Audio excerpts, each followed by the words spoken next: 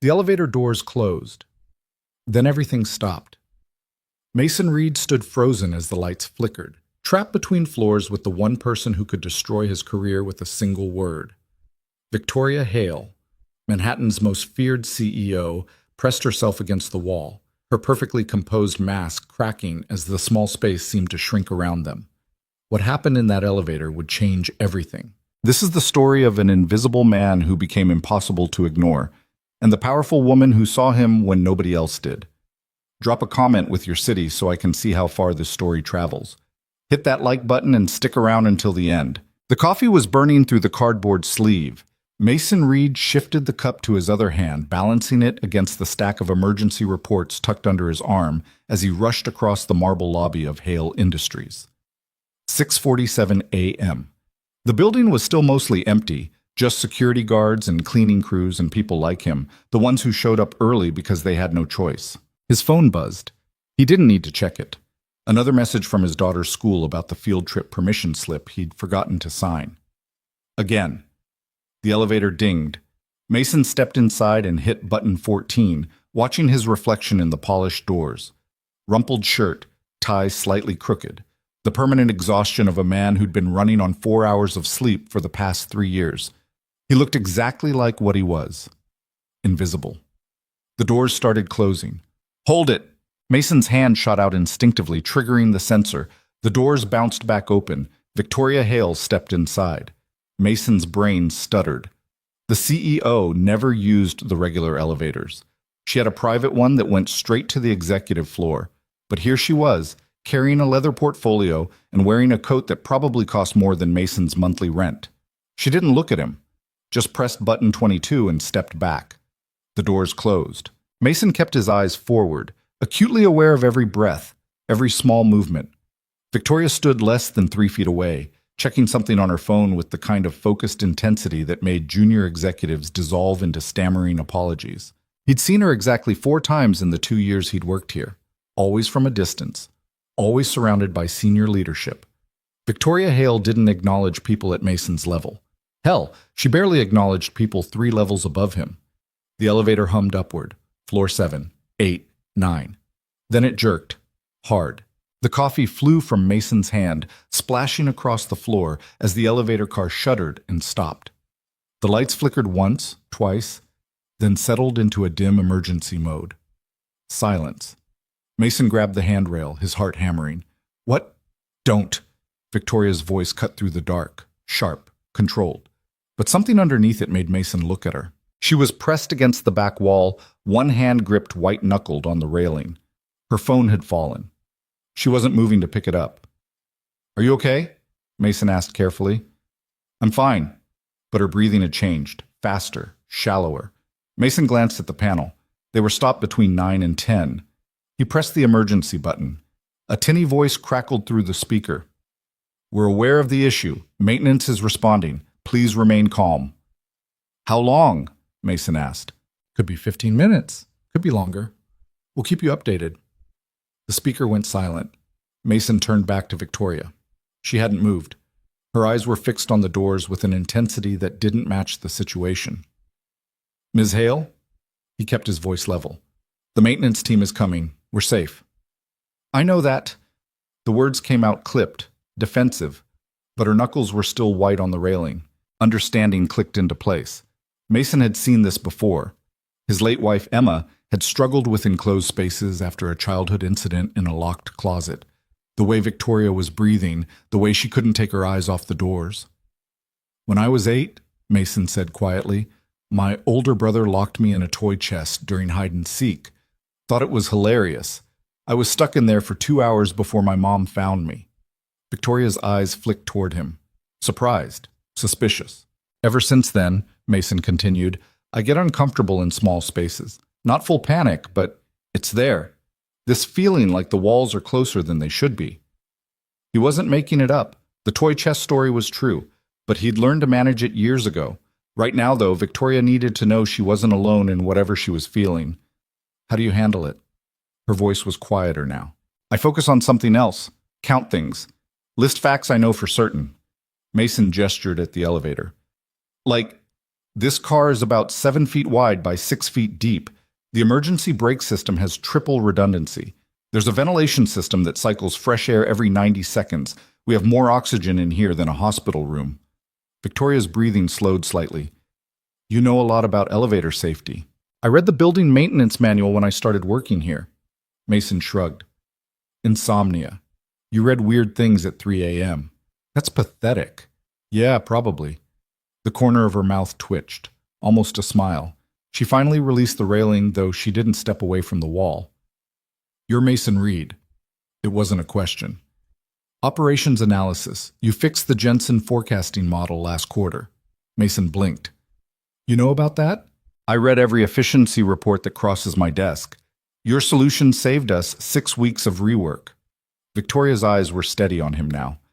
Nobody else caught that error, including the senior analysts who should have. I just noticed the numbers didn't match the "don't downplay it." Her tone left no room for argument. You saw something an entire team missed. That's not luck. Mason didn't know what to say. The CEO of a billion-dollar company had just complimented him on a footnote in a quarterly report most people never read. The elevator shuddered slightly. Victoria tensed. Hey, Mason kept his voice calm. That's normal. The brake system adjusts to maintain stability. Same thing happens a dozen times a day. You just don't notice when the elevator's moving. She nodded, but her jaw was tight. Tell me something, Mason said. What's the most ridiculous business proposal you've ever received? Victoria looked at him like he'd grown a second head. What? I'm serious. Someone must have pitched you something completely insane at some point. She was quiet for a moment. Then, last month, a consultant suggested we replace our entire IT infrastructure with blockchain. For what purpose? He couldn't explain that part, just kept saying blockchain like it was a magic word. Victoria's expression shifted slightly, something almost approaching amusement. He had a 40-slide presentation. 38 of them were just the word blockchain in different fonts. You're making that up. I wish I was. He invoiced us $15,000 for the privilege of wasting 2 hours. Did you pay it? Hell no. Victoria actually smiled now, small but real. I had legal send him a bill for our time. Mason laughed. He couldn't help it. The mental image of some overconfident consultant getting counter-invoiced by Victoria Hale was too perfect. What about you? Victoria asked. Worst project you've worked on here? The Hartford merger analysis last year. Spent 6 weeks building a risk assessment model. Presented it to the senior team. They ignored every recommendation and approved the merger anyway. I remember that disaster. Victoria's smile faded. Cost us $40 million when it fell apart. Yeah, well, nobody wanted to hear that the numbers didn't work. Mason shrugged.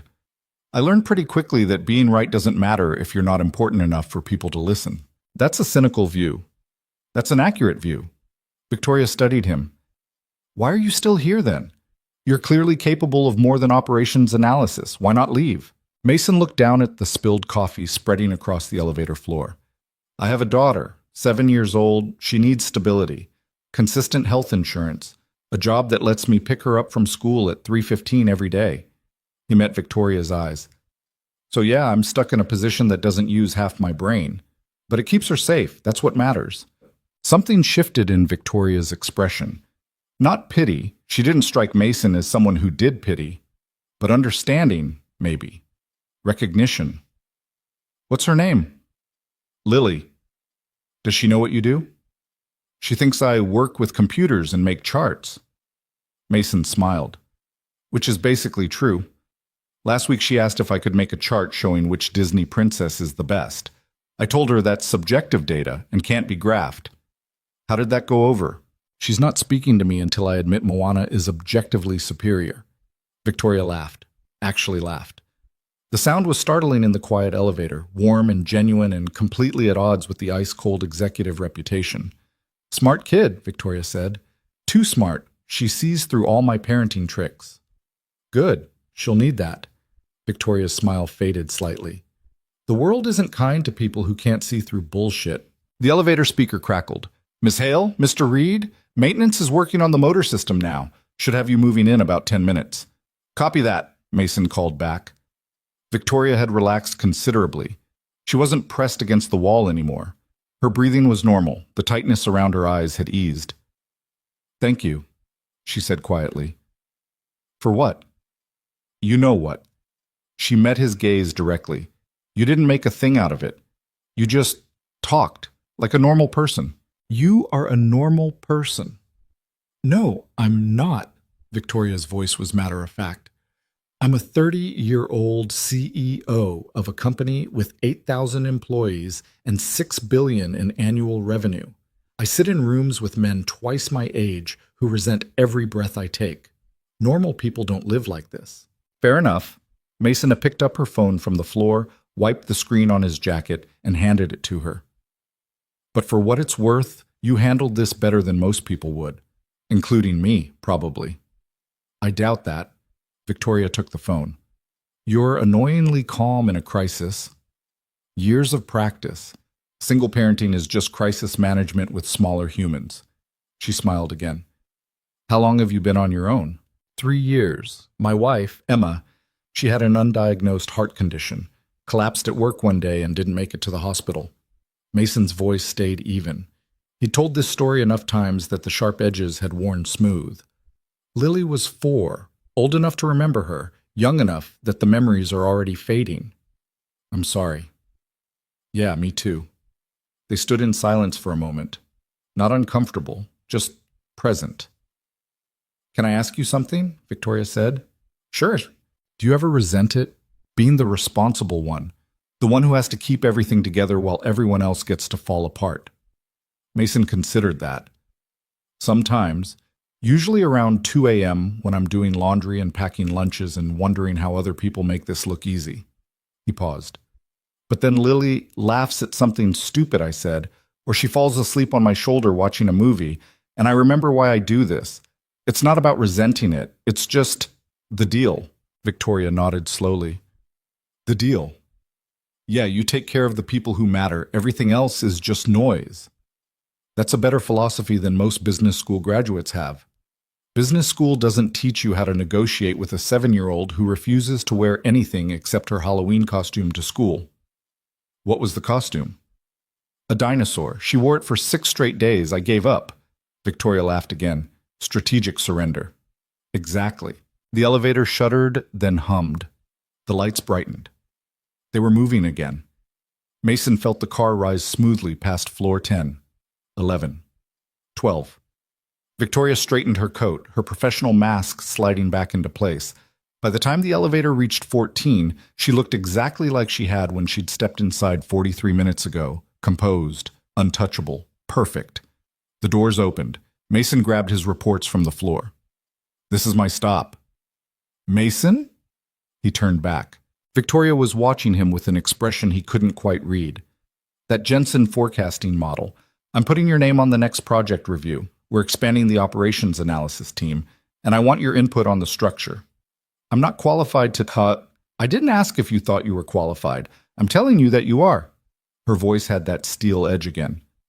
"The meeting is Thursday at 2. Don't be late." The doors started closing. "Wait. What should I prepare?" "Your actual opinions. Not whatever you think I want to hear." Victoria's eyes held his. "I have enough people telling me what I want to hear. I need someone who will tell me when the numbers don't work."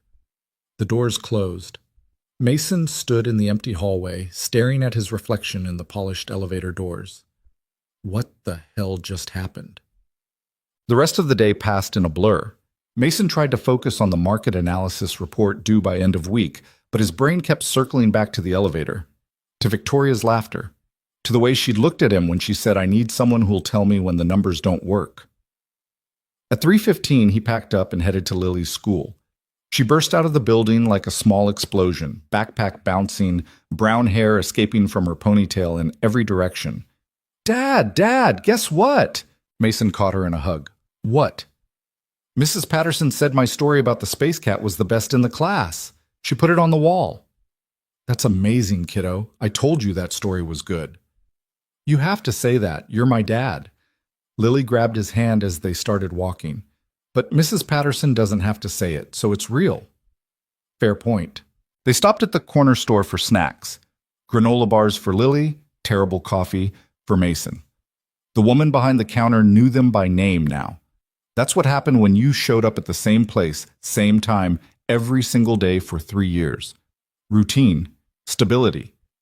The architecture of a life built around one small person who needed him to be predictable. "How was your day?" Lily asked, swinging his hand as they walked. "Weird, actually." "Good weird or bad weird?" "Not sure yet." Mason squeezed her hand. "I got stuck in an elevator." Lily's eyes went huge. "Were you scared?" "Little bit, but I wasn't alone." "Who was with you?" "My boss. Well, not my direct boss, the boss of the whole company." "Is she nice?" Mason thought about Victoria pressed against the elevator wall, fighting down panic she'd never admit to feeling. About the way she'd laughed when he told her about Lily's Disney princess debate. "Yeah," he said. "I think she is." Thursday at 1:55 p.m., Mason stood outside conference room C, fighting the urge to turn around and run. This was insane. He'd been working in operations analysis for 2 years, barely above entry level. He had no business sitting in a meeting about department restructuring. The door opened. Victoria's assistant, a sharp-eyed woman named Michelle, gestured him inside. "Mr. Reed, you're right on time." The conference room was full. Mason recognized most of the faces. Senior analysts, department heads, people who'd walked past his desk 1,000 times without seeing him. Victoria sat at the head of the table, reading something on her tablet. She glanced up when Mason entered. "Take a seat." There was exactly one empty chair. Right next to her, Mason sat. David Chen, the VP of Operations, was mid-sentence about efficiency metrics when he noticed Mason. His words stuttered to a stop. "I'm sorry," David said, looking at Victoria. "I thought this was a senior leadership meeting." "It is." Victoria didn't look up from her tablet. "Continue." David's confusion was visible, but he continued. For the next 20 minutes, Mason listened to the senior team discuss restructuring proposals that would affect hundreds of employees. Most of the ideas were sound. A few were actively terrible but wrapped in enough corporate jargon that nobody wanted to challenge them. Victoria listened, occasionally asking pointed questions that made people squirm. Then she turned to Mason. "You've been quiet. What do you think?" Every eye in the room locked onto him. Mason's throat went dry. "About which part?" "All of it. You read the proposal I sent you yesterday. Give me your analysis." She'd sent him a 100-page restructuring proposal at 11 p.m. Mason had stayed up until 2 a.m. reading it, making notes in the margins, cross-referencing the financial projections against current departmental performance data. He'd assumed it was just background information. Apparently not. "The efficiency goals are aggressive, but achievable," Mason said slowly. "The timeline is realistic if you account for training overlap, but there's a problem with the cost projections." "Explain." Victoria's tone was neutral, but her eyes were sharp. "You're assuming a 15% reduction in operational overhead within the first quarter, but you're not accounting for the productivity drop during transition. Every time you reorganize a team, efficiency falls for at least 6 weeks while people adjust to new systems." Mason pulled up his notes on his phone. "Based on the last 3 restructuring initiatives, you should expect overhead to actually increase by 8% in Q1 before dropping in Q2. If you don't budget for that, you'll hit the 6-month review looking like the whole thing failed." Silence. David Chen's expression had gone from confused to hostile. "That's an overly pessimistic view. We have mitigation strategies, which didn't work last time." Mason met his gaze. The Hartford integration had the exact same mitigation strategies. It still resulted in a 12% productivity drop that lasted 2 months. Hartford was different. How? Mason pulled up another document. Similar team size, similar operational complexity. The only difference is Hartford was a merger, and this is internal restructuring, which actually makes this harder because you're asking people to change systems they've used for years.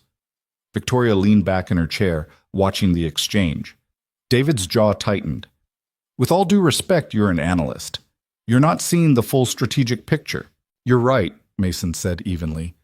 "I'm not strategic leadership. I'm the person who'll have to implement whatever you decide. And I'm telling you the numbers don't support your timeline." "Then what do you suggest?" Victoria asked. Mason hesitated.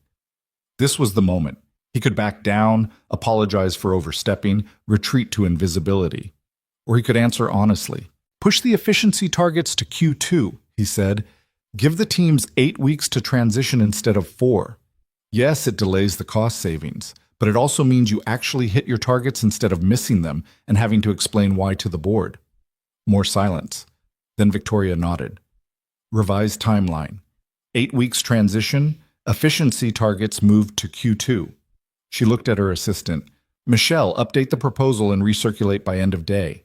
David looked like he'd swallowed something sharp. Victoria, I really think... You think we should set ourselves up to fail in 6 months so the spreadsheet looks good today? Victoria's voice was ice. I disagree. We're going with Mason's timeline. The meeting continued, but the dynamic had shifted.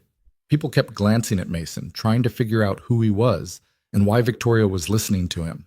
Mason kept his mouth shut unless directly asked a question, but when Victoria asked, he answered. Honestly, even when his answers contradicted the senior people in the room, especially then. The meeting ended at 3:45. Mason grabbed his things, already mentally calculating if he could still make it to Lily's school on time. Mason, stay. He froze. The room emptied. David Chen was the last to leave, shooting Mason a look that promised consequences. When the door closed, Victoria stood and walked to the window. Manhattan sprawled below them, all glass and steel and endless motion. You realize what you just did, she said quietly. I disagreed with a VP in front of the entire senior team.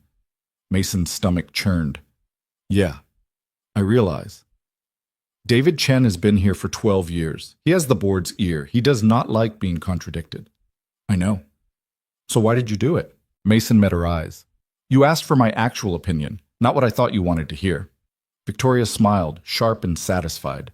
Good answer. She walked back to the table, gathered her materials. You're going to make enemies doing this. People who think you're getting preferential treatment because of what happened in the elevator. They're going to try to undermine you. I can handle it. Can you? Victoria paused at the door. Because this is just the beginning. If you're going to work with me, really work with me, you need to be prepared for what that means. The scrutiny, the politics, the people who'll assume you slept your way into influence. Mason felt heat rise in his face. I would never... I know that, but they don't. Victoria's expression was unreadable. So I need to know if you can handle it. Because once you step into this world, there's no going back to invisible. Mason thought about his daughter, about the stability he'd promised her, about the safe, predictable life he'd built where nobody noticed him and nobody asked him to be more than he was. Then he thought about Victoria in that elevator, laughing at his stupid stories.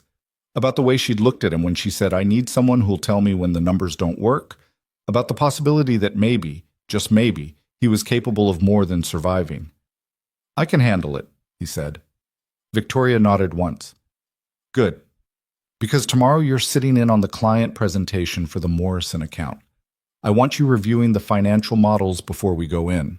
I don't have access to those files. You do now. Michelle will send you the credentials tonight. Victoria headed for the door, then paused. And Mason?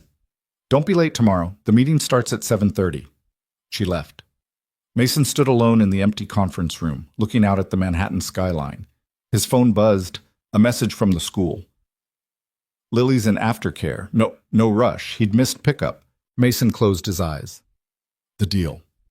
Take care of the people who matter. Everything else is noise. But standing here, in this room where people made decisions that shaped companies and careers and lives, he could feel something shifting, some fundamental change in who he was and what he was capable of becoming. For the first time in 3 years, Mason Reed wasn't invisible, and he had no idea if that was a good thing or the biggest mistake of his life. The Morrison presentation was supposed to start at 7:30. At 7:15, Mason stood in the lobby of the Meridian Hotel, watching executives file into the conference center wearing suits that cost more than his car. He'd been up since 4 a.m. reviewing financial models, double-checking projections, running scenarios until his eyes burned. The data didn't add up. Victoria arrived at 7:20, flanked by 2 senior VPs Mason vaguely recognized. She spotted him immediately. Walk with me. Mason fell into step beside her. The VPs peeled off toward the coffee station, leaving them alone in the corridor. You get the files? Victoria asked, her heels clicking against marble. Yeah, there's a problem. She stopped. What kind of problem? The revenue projections for Q3 and Q4. They're inflated by at least 18%. Someone cherry-picked the best-case scenario data and ignored the risk factors. Mason pulled up his tablet, showing her the spreadsheet he'd built at 5 a.m. If Morrison signs based on these numbers and we don't deliver, they'll have legal grounds to pull the entire contract. Victoria's jaw tightened. Who built the original model? David Chen's team. Of course it was. She took the tablet, scanning Mason's corrections. Her eyes moved fast, absorbing information the way other people breathed. This changes the entire pitch. I know, I'm sorry. I should have caught it earlier. You caught it with 15 minutes to spare. That's better than nobody catching it at all. Victoria handed back the tablet. Can you present the corrected version? Mason's stomach dropped. Me? You're the one who's supposed to... I can't present numbers I just learned about 60 seconds ago. You've been living in this data since last night. Victoria checked her phone. Morrison's CEO is walking in right now. I need someone up there who knows every cell in that spreadsheet. That's you. Victoria, I'm not... Don't tell me what you're not. Her voice went sharp. Tell me if you can do this, or if I need to find someone else in the next 10 minutes. Mason looked at her. Really looked. There was no doubt in her expression, no hesitation. She believed he could do this. He wasn't sure if she was right, but he nodded anyway. Yeah, I can do it. Good. You're on in 5. The conference room was already packed. Mason counted at least 30 people. Morrison's entire executive team. Hale Industries' senior leadership, lawyers, financial advisors, assistants taking notes. The kind of room where careers were made or destroyed before lunch. Victoria walked to the front. Every conversation stopped. Good morning. Thank you all for being here. Her voice carried effortlessly across the room. Before we begin, there's been a development with our financial projections. My colleague Mason Reed will walk you through the updated analysis. David Chen's head snapped up from the far side of the table. His expression went from confusion to fury in about half a second. Mason moved to the presentation screen, connecting his tablet. His hands were steady. That surprised him. Good morning, he said. I'm going to be direct because your time is valuable. The original revenue projections you received last week were inaccurate. Murmurs rippled through the room. Morrison's CFO leaned forward. Mason brought up the first slide. The initial model projected a compound growth rate of 22% over 18 months. That number was based on best-case market conditions and ignored 3 significant risk factors. He pulled up the corrected data. When you account for regulatory changes in the European markets, increased competition from emerging providers, and the projected slowdown in enterprise spending, the realistic growth rate is closer to 18%. That's a significant difference, Morrison's CEO said. Gray-haired, sharp-eyed, the kind of man who'd built a company from nothing and didn't tolerate bullshit. It is, Mason agreed, which is why we're presenting the correction now instead of 6 months into a partnership built on false expectations. David Chen stood up. If I could just clarify, Mr. Reed has the floor, Victoria said quietly. The room went silent again. Mason continued. He walked them through every correction, every assumption, every piece of data that had been manipulated or ignored in the original model. He didn't soften it, didn't make excuses, just presented the numbers as they actually existed. When he finished, Morrison's CEO sat back in his chair. That's either the most honest pitch I've ever heard, or you're trying to lowball your own value. Neither, Mason said. I'm telling you what we can actually deliver. If you want someone to promise you the moon and deliver a flashlight, there are plenty of firms that will take that meeting. We're not one of them. The room was dead quiet. Then Morrison laughed. Actually laughed. I like this kid. What's your name again? Mason Reed. Well, Mason Reed, you just talked me out of a 22% return and somehow made me more interested in signing. He looked at Victoria. This how you usually run presentations? Only when the numbers demand honesty, Victoria said smoothly. Good, because the last 3 firms we met with spent 2 hours blowing smoke up my ass. Morrison stood, extending his hand to Mason. You've got yourself a deal, but I want him on the implementation team, non-negotiable. Victoria smiled. Done. The handshakes happened fast after that. Lawyers started comparing contract language. Assistants scheduled follow-up meetings. The room dissolved into productive chaos. Mason stood off to the side, trying to process what just happened. David Chen appeared at his elbow. Up close, the VP's smile didn't reach his eyes. "That was quite a performance," David said quietly. "Undermining weeks of work from my team, making us look incompetent in front of a major client." "I corrected inaccurate data," Mason said. "That's not undermining. That's doing the job." "Is that what you think this was? The job?" David's voice dropped lower. "You just made an enemy of everyone who worked on that original model. And for what? To impress Victoria? To play hero? To keep us from getting sued 6 months from now. You're out of your depth, Reed. Way out. And when you inevitably screw up, don't expect anyone to catch you." David walked away before Mason could respond. Victoria materialized beside him. "Ignore him."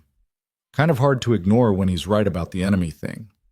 David's been coasting on his reputation for 5 years. You just reminded everyone in this room that reputation doesn't matter if the work is sloppy. Victoria glanced at her phone. "I have back-to-back meetings until 6. Come to my office at 7. We need to talk about your new role." "What new role?" But she was already walking away, pulled into a conversation with Morrison's legal team. Mason left the hotel feeling like he'd just run a marathon. His phone showed 12 missed calls. 3 from Lily's school. Shit. He called back immediately. "Mr. Reed?" The school secretary sounded annoyed. "We've been trying to reach you about Lily's field trip tomorrow. She's the only student who hasn't turned in a permission slip." "I know. I'm sorry. I'll sign it tonight.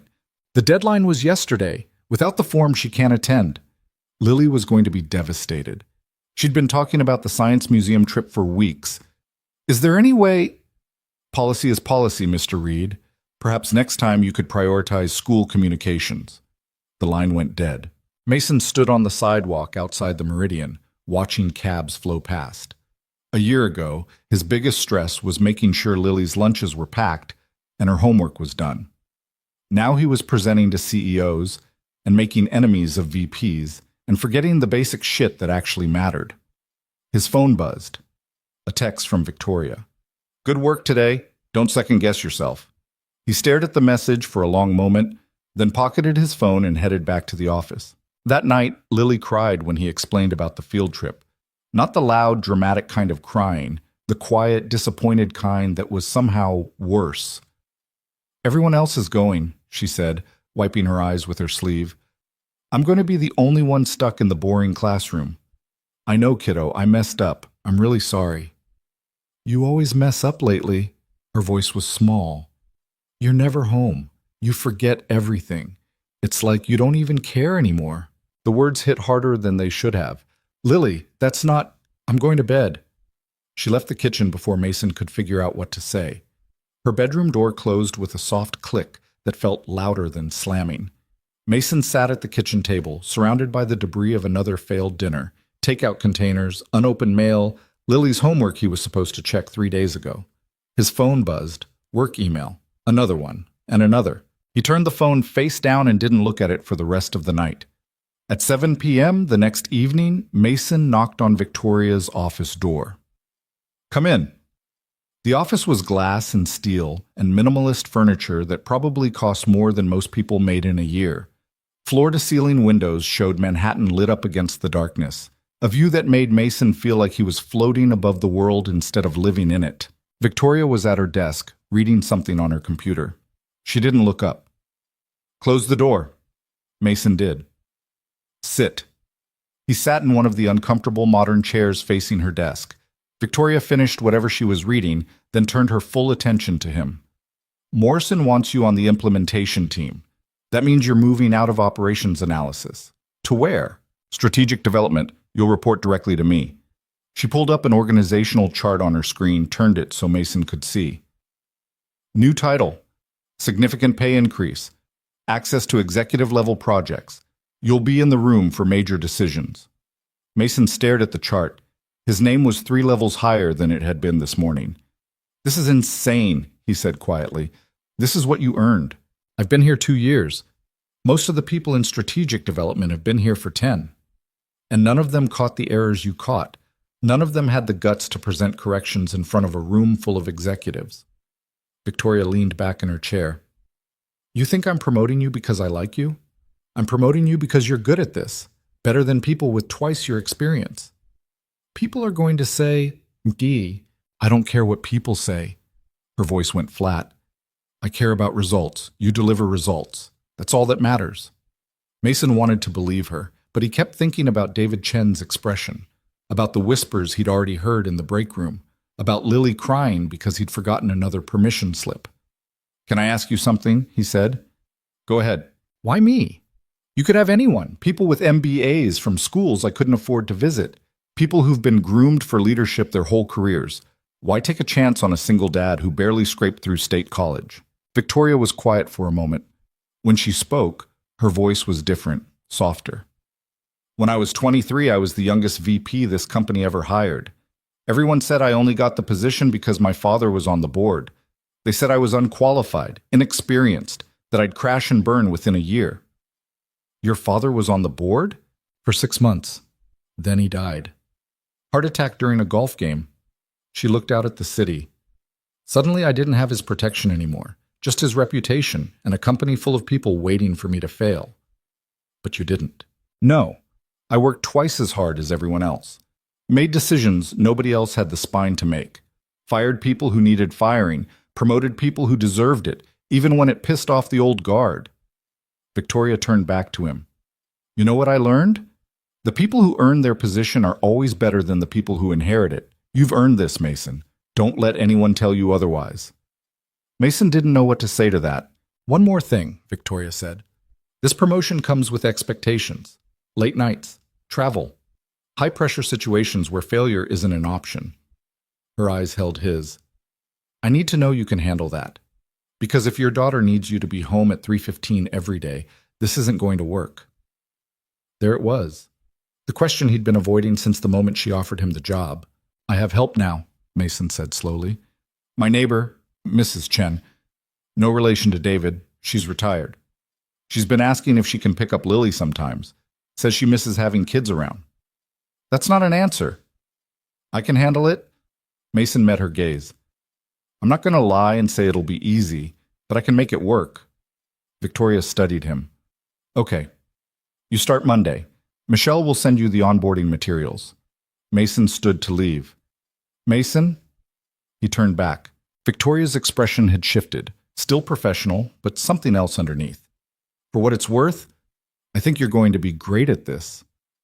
Thanks. Don't thank me. Just prove me right. The next 3 weeks were brutal. Mason's new role meant 14-hour days, emergency calls at midnight, presentations he had to build from scratch with 4 hours' notice. He sat in meetings with executives who resented his presence and made it known through carefully polite hostility. He reviewed contracts, analyzed risk assessments, built financial models that other people would present as their own work. And he was good at it, better than good. The strategies he suggested actually worked.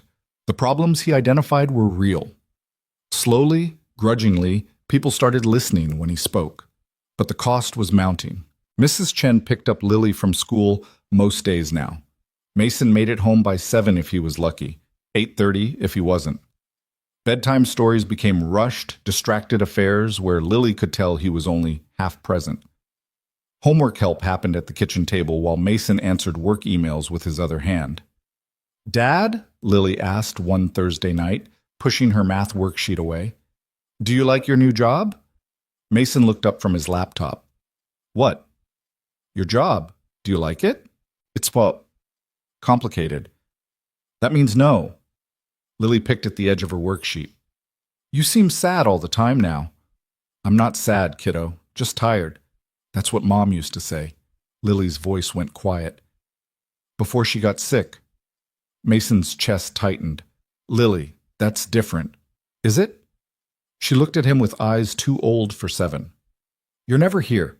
And when you are here, you're on your phone. It's like you're disappearing. Mason closed his laptop. Come here. Lily climbed into his lap, something she was getting too big for but still needed sometimes. I know things have been different lately, Mason said carefully. And I know I've been distracted. But I'm not disappearing. I'm right here. Are you? The question hung in the air between them. Mason didn't have a good answer. Friday afternoon, Victoria's assistant Michelle appeared at Mason's desk. Ms. Hale wants to see you. Conference room A.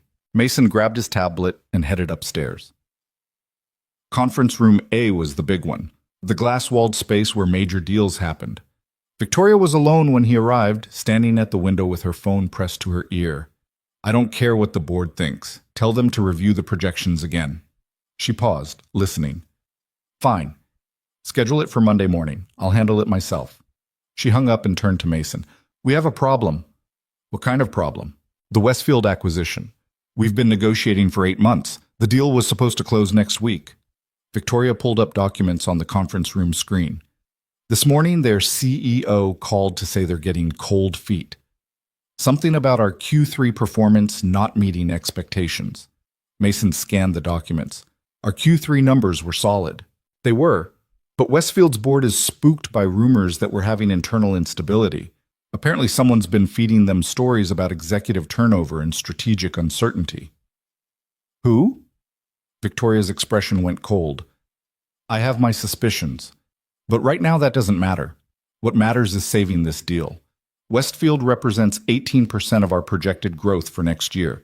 If this falls apart, it affects everything. What do you need from me? I need you to come to San Francisco tomorrow. Westfield's CEO agreed to a face-to-face meeting Sunday afternoon. I want you there to walk through the financials, answer their concerns, show them we're not some unstable house of cards. Mason's brain stuttered. Tomorrow? As in tomorrow Saturday? Flight leaves at 6 a.m. We'll be back Sunday night. I can't. Lily has a birthday party on Sunday. I promised her I'd take her. Victoria's expression didn't change. I understand that's difficult, but this is part of the job, Mason. I told you there would be times when... I know what you told me. Mason's voice came out sharper than he intended. But this is my daughter's best friend's birthday. She's been looking forward to it for weeks. I already bailed on the museum trip. I can't keep doing this to her. Then find someone else to take her to the party. It's not about someone else taking her. It's about me being there. Victoria crossed her arms. So what are you saying? You can't do the job? I'm saying I need more than 12 hours notice before you ask me to fly across the country. This is the job, Mason. Crises don't wait for convenient timing. Her voice was ice now. I need someone I can count on when things fall apart. If that's not you, tell me now. They stared at each other across the conference table. Mason thought about Lily, about the promise he'd made 3 years ago to always put her first, about the look on her face when he explained he'd missed another school event. Then he thought about Victoria in that elevator, about Morrison's handshake, about the way it felt to walk into a room and actually matter.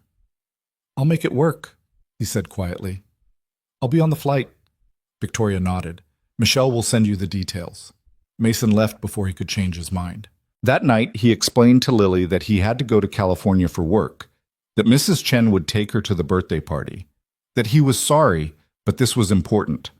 Lily didn't cry this time. She just nodded and went back to coloring. Somehow that was worse. The San Francisco meeting was a disaster, not because of the presentation. Mason's financial analysis was solid, and Westfield's concerns were based on rumors that fell apart under actual scrutiny. The deal was back on track by Sunday afternoon. The disaster was personal. Mason's phone had died somewhere over Nebraska, and he didn't realize until they landed that he'd missed 6 calls from Mrs. Chen. When he finally got her on the phone, her voice was tight with controlled panic. Lily fell at the party, hit her head on the corner of a table. They took her to the emergency room. Mason's entire world stopped. What? She's okay. Just needed a few stitches. But Mason, she kept asking for you. I didn't know what to tell her. I'm getting on the next flight. I'll be there in... The doctor already discharged her. She's at my place watching TV. Mrs. Chen paused. She won't talk to me, just sits there staring at the screen. Mason looked at Victoria across the airport terminal. She was on her phone, probably already moving on to the next crisis. I have to go, he told Mrs. Chen. Tell Lily I'm coming. He hung up and walked over to Victoria. I need to catch an earlier flight. She looked up. What happened? Lily got hurt. She's okay, but I need to get home. Victoria's expression shifted. Go. I'll handle the follow-up with Westfield. You sure? Mason, go. Your daughter needs you. He made it back to New York by 9 p.m. Mrs. Chen met him at the door, relief visible on her face.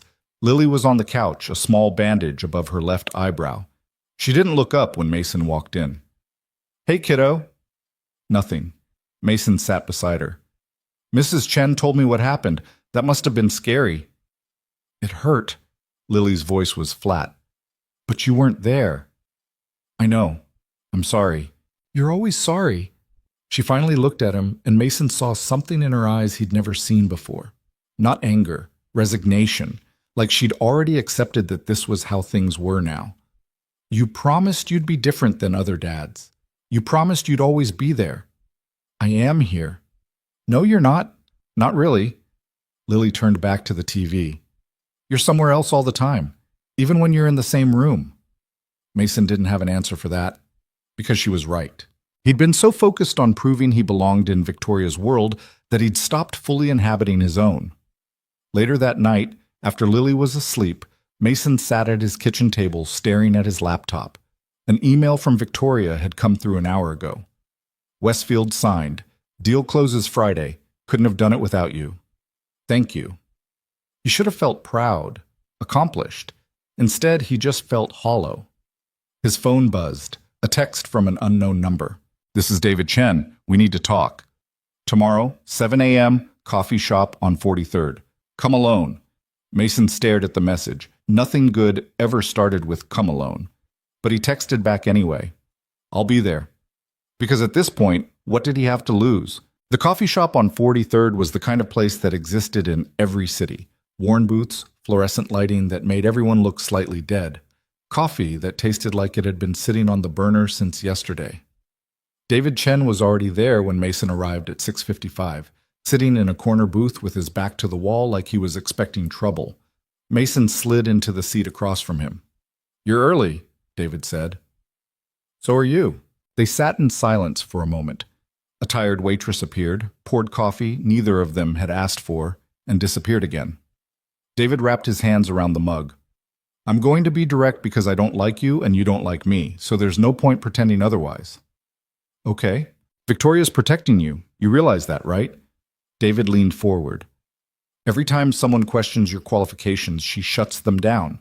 Every time you make a mistake, and you will make mistakes, she covers for you. You think that's because you're special? Because you earned it? Mason kept his expression neutral. Why don't you tell me what you think it is? I think you got stuck in an elevator with the CEO and somehow charmed your way into her good graces. Maybe it's innocent. Maybe it's not. But either way, you're in over your head. David took a sip of his coffee, grimaced.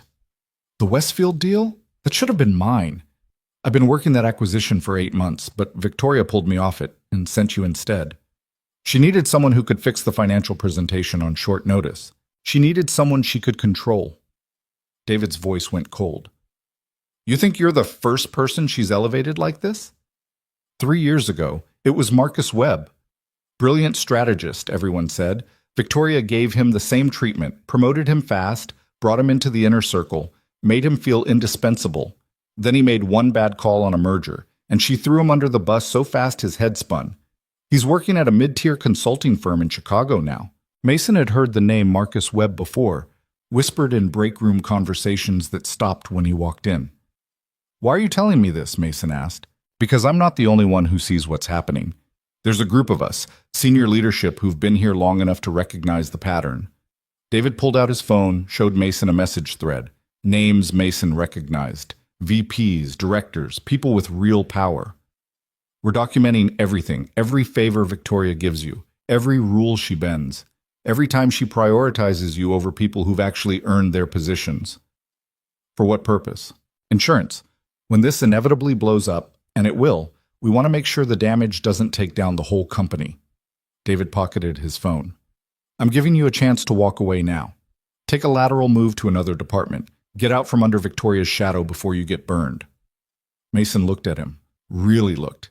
David wasn't lying. He genuinely believed he was doing the right thing, protecting the company from what he saw as Victoria's reckless favoritism. I appreciate the warning, Mason said carefully, but I'm not interested in a lateral move. Then you're an idiot? Maybe, But I'm not running because a few senior VPs are pissed that someone new is getting opportunities they think should be theirs.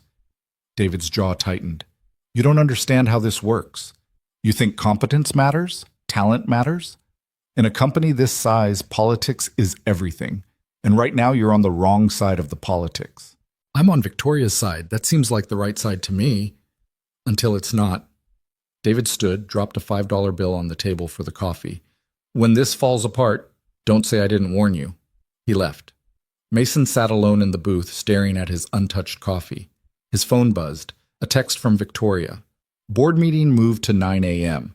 Need you there. Bring the Westfield closure analysis.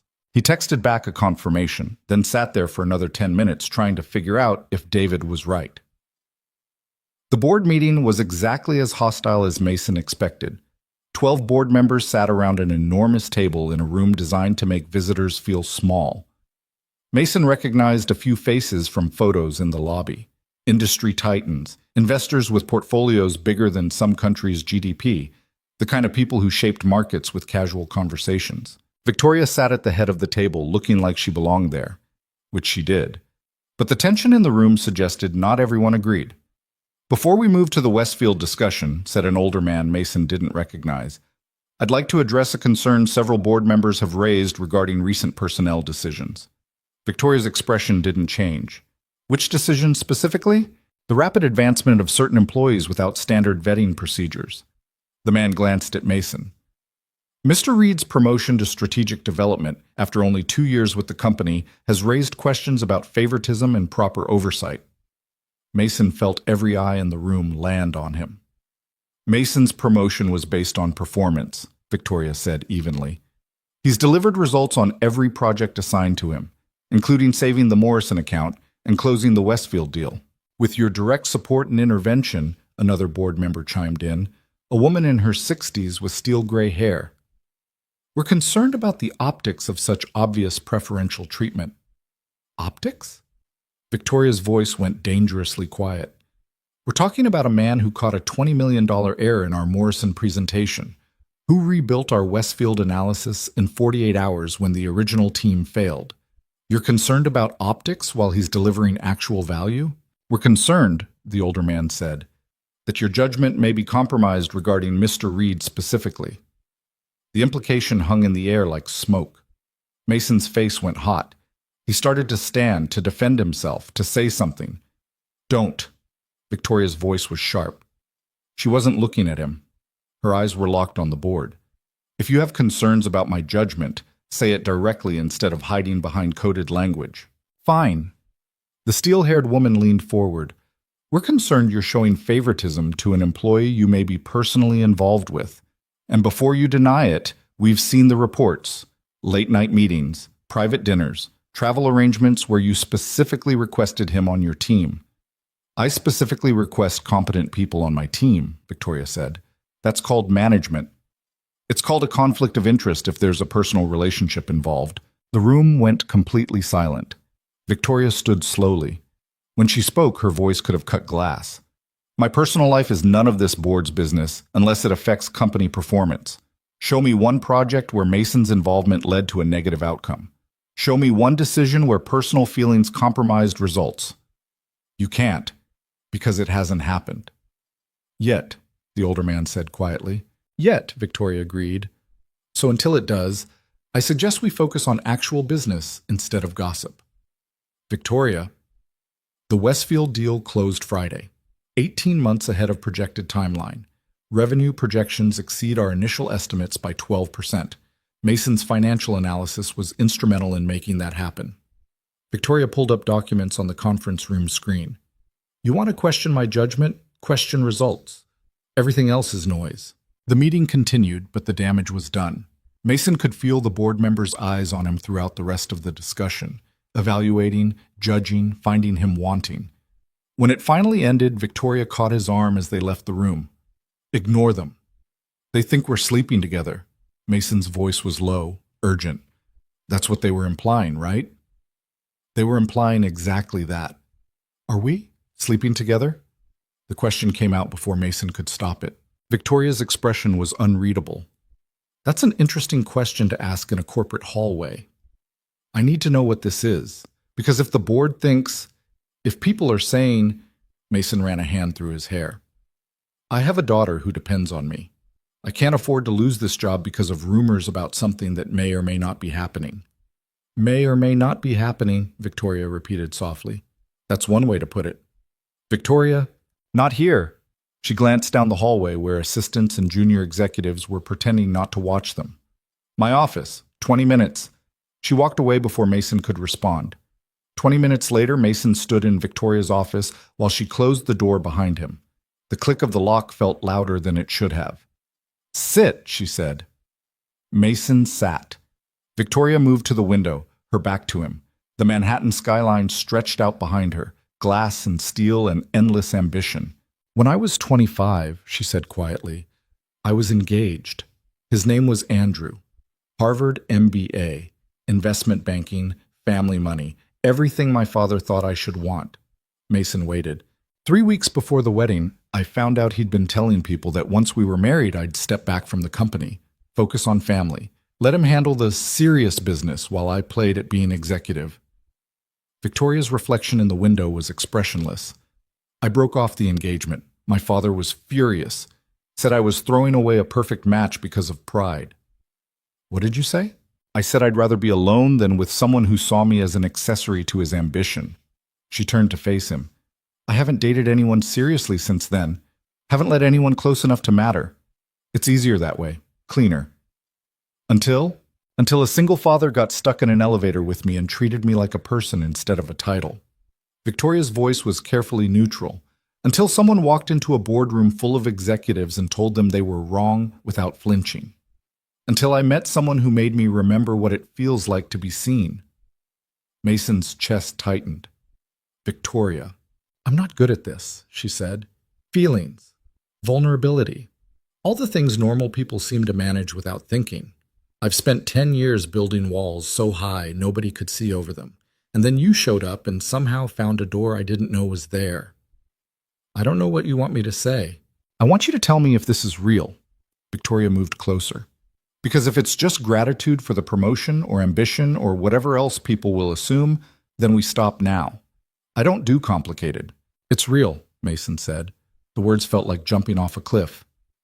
I don't know what the hell it is, but it's real. I think about you constantly. I look for reasons to stay late so I can see you. When something happens, good or bad, you're the first person I want to tell. He stood, closing the distance between them. But I have a daughter who already lost one parent. I can't lose this job. I can't mess this up. Then don't mess it up. It's not that simple. The board already thinks. I don't care what the board thinks. Victoria's voice was fierce now. I've spent my entire career doing what other people expected. Following rules, playing politics, being the perfect CEO they all needed me to be. And I'm exhausted, Mason. I'm 30 years old and I'm so tired of pretending I don't want things. What do you want? She kissed him. It wasn't gentle or tentative. It was months of tension collapsing into a single moment, all the careful distance they'd maintained burning away like paper. Mason's brain short-circuited. This was his boss. This was the CEO of a billion-dollar company. This was... Victoria pulled back, breathing hard. Still think it's not real? I think we're both about to make a huge mistake. Probably. She smiled, and it transformed her entire face.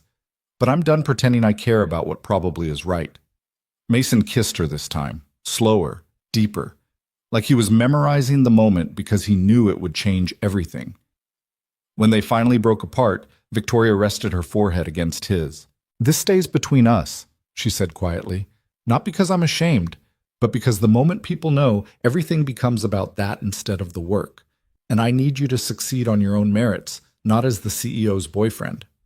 Boyfriend, Mason repeated. That's what we're calling this. Do you have a better term? No, just feels strange to have a title for something that started in an elevator. Victoria laughed softly. Everything about this is strange, but strange doesn't mean wrong. Mason's phone buzzed. He pulled it out reluctantly. A message from Mrs. Chen. Lily's asking when you'll be home. She seems sad. Reality crashed back in. I have to go, Mason said. Victoria stepped back immediately. Of course. This isn't me running away. But Lily's been through a lot lately, and I need to... You don't have to explain. Victoria's professional mask was sliding back into place. Your daughter comes first. That's not negotiable. Mason headed for the door, then paused. What happens now? Now you go home to Lily. Tomorrow we go back to work, and we figure out the rest as we go. Victoria's expression softened slightly. One crisis at a time, right?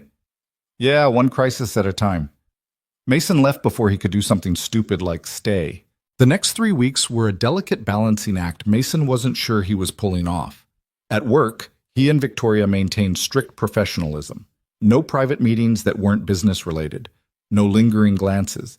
No indication they were anything other than CEO and employee working on high-stakes projects.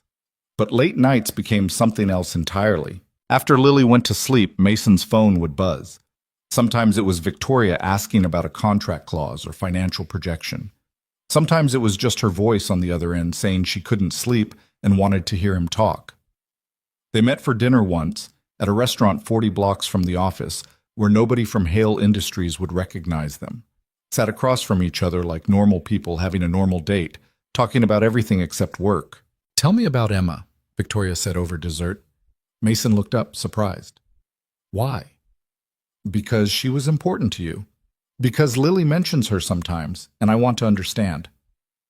So Mason told her about meeting Emma in a college literature class where they were both struggling through Paradise Lost, about their terrible first apartment with the heater that only worked on Tuesdays, about the way Emma laughed at her own jokes before she finished telling them. She would have liked you, Mason said finally. She had this thing about people who said what they meant, no games. You would have driven each other crazy and been best friends within a week. Victoria was quiet for a moment. Do you feel guilty about this? Sometimes. Not because I think Emma would be angry. She'd probably tell me I'm an idiot for overthinking it. Mason traced the rim of his water glass. But because moving forward feels like leaving her further behind. Does that make sense? Yeah, it does. They didn't go home together that night. Couldn't risk it.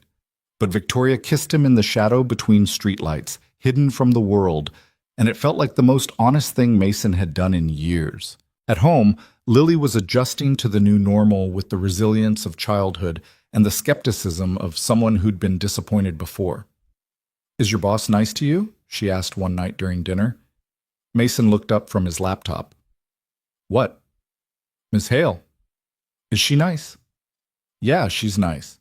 Why? Lily shrugged, pushing pasta around her plate. You smile more when you talk about work now. You used to just look tired. I still look tired. Different tired. Like you're tired but happy, instead of tired and sad. Mason closed his laptop, giving her his full attention. Do I seem happier? Sometimes, when you're not forgetting stuff. Lily's expression was serious. Are you going to marry her? Mason nearly choked on his water. What? No, where did that come from? Jessica at school said when grown-ups smile about other grown-ups, it means they're in love and going to get married. Jessica at school is 7 years old and doesn't know what she's talking about. So you're not in love with Ms. Hale? The question was so direct, so innocent, that Mason didn't have a prepared answer. It's complicated, kiddo. That's what adults say when the answer is yes, but they don't want to admit it. Lily took a bite of pasta. I don't mind if you like her. Just don't forget about me. I could never forget about you.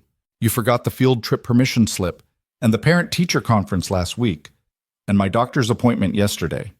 Each one hit like a punch. Mason had rescheduled the doctor's appointment twice already. Mrs. Chen had covered the parent-teacher conference. The field trip was still a sore subject. You're right, Mason said quietly. I've been messing up, but I'm trying to do better. Trying doesn't count if it doesn't work. She was 7 years old and already understood more about broken promises than Mason wished she had to. That night, after Lily was asleep, Mason sat at the kitchen table staring at his calendar. Color-coded blocks representing meetings, deadlines, travel. Lily's schedule overlaid in different colors. School events, activities, appointments he'd already missed or would probably miss in the future. His phone buzzed. Victoria. Can't sleep.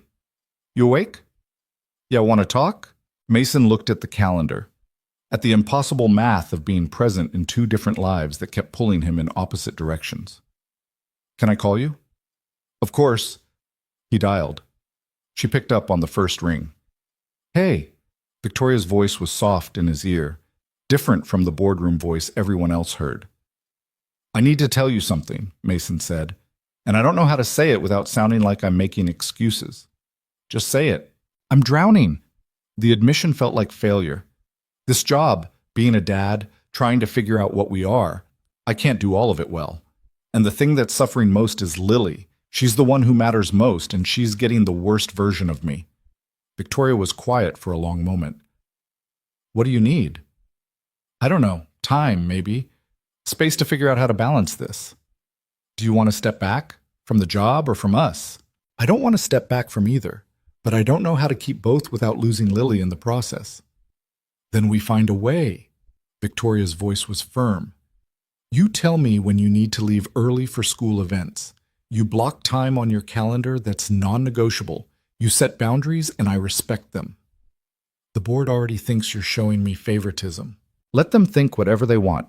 Your daughter is 7 years old, and she needs her father. That's not favoritism. That's basic human decency. Mason felt something tight in his chest loosen slightly. You make it sound simple. It's not simple, but it's necessary. He could hear her moving around, probably pacing her apartment the way she did when she was thinking. I've spent 10 years putting work above everything else. It's made me successful. It's also made me lonely as hell. I don't want that for you. What do you want for me? I want you to be the father Lily deserves and the partner I need. In that order. And if those two things conflict, then Lily wins. Every time. No question. Mason closed his eyes, letting the words sink in. I don't deserve you. Probably not. But you're stuck with me anyway. They talked for another hour. About nothing important, about everything.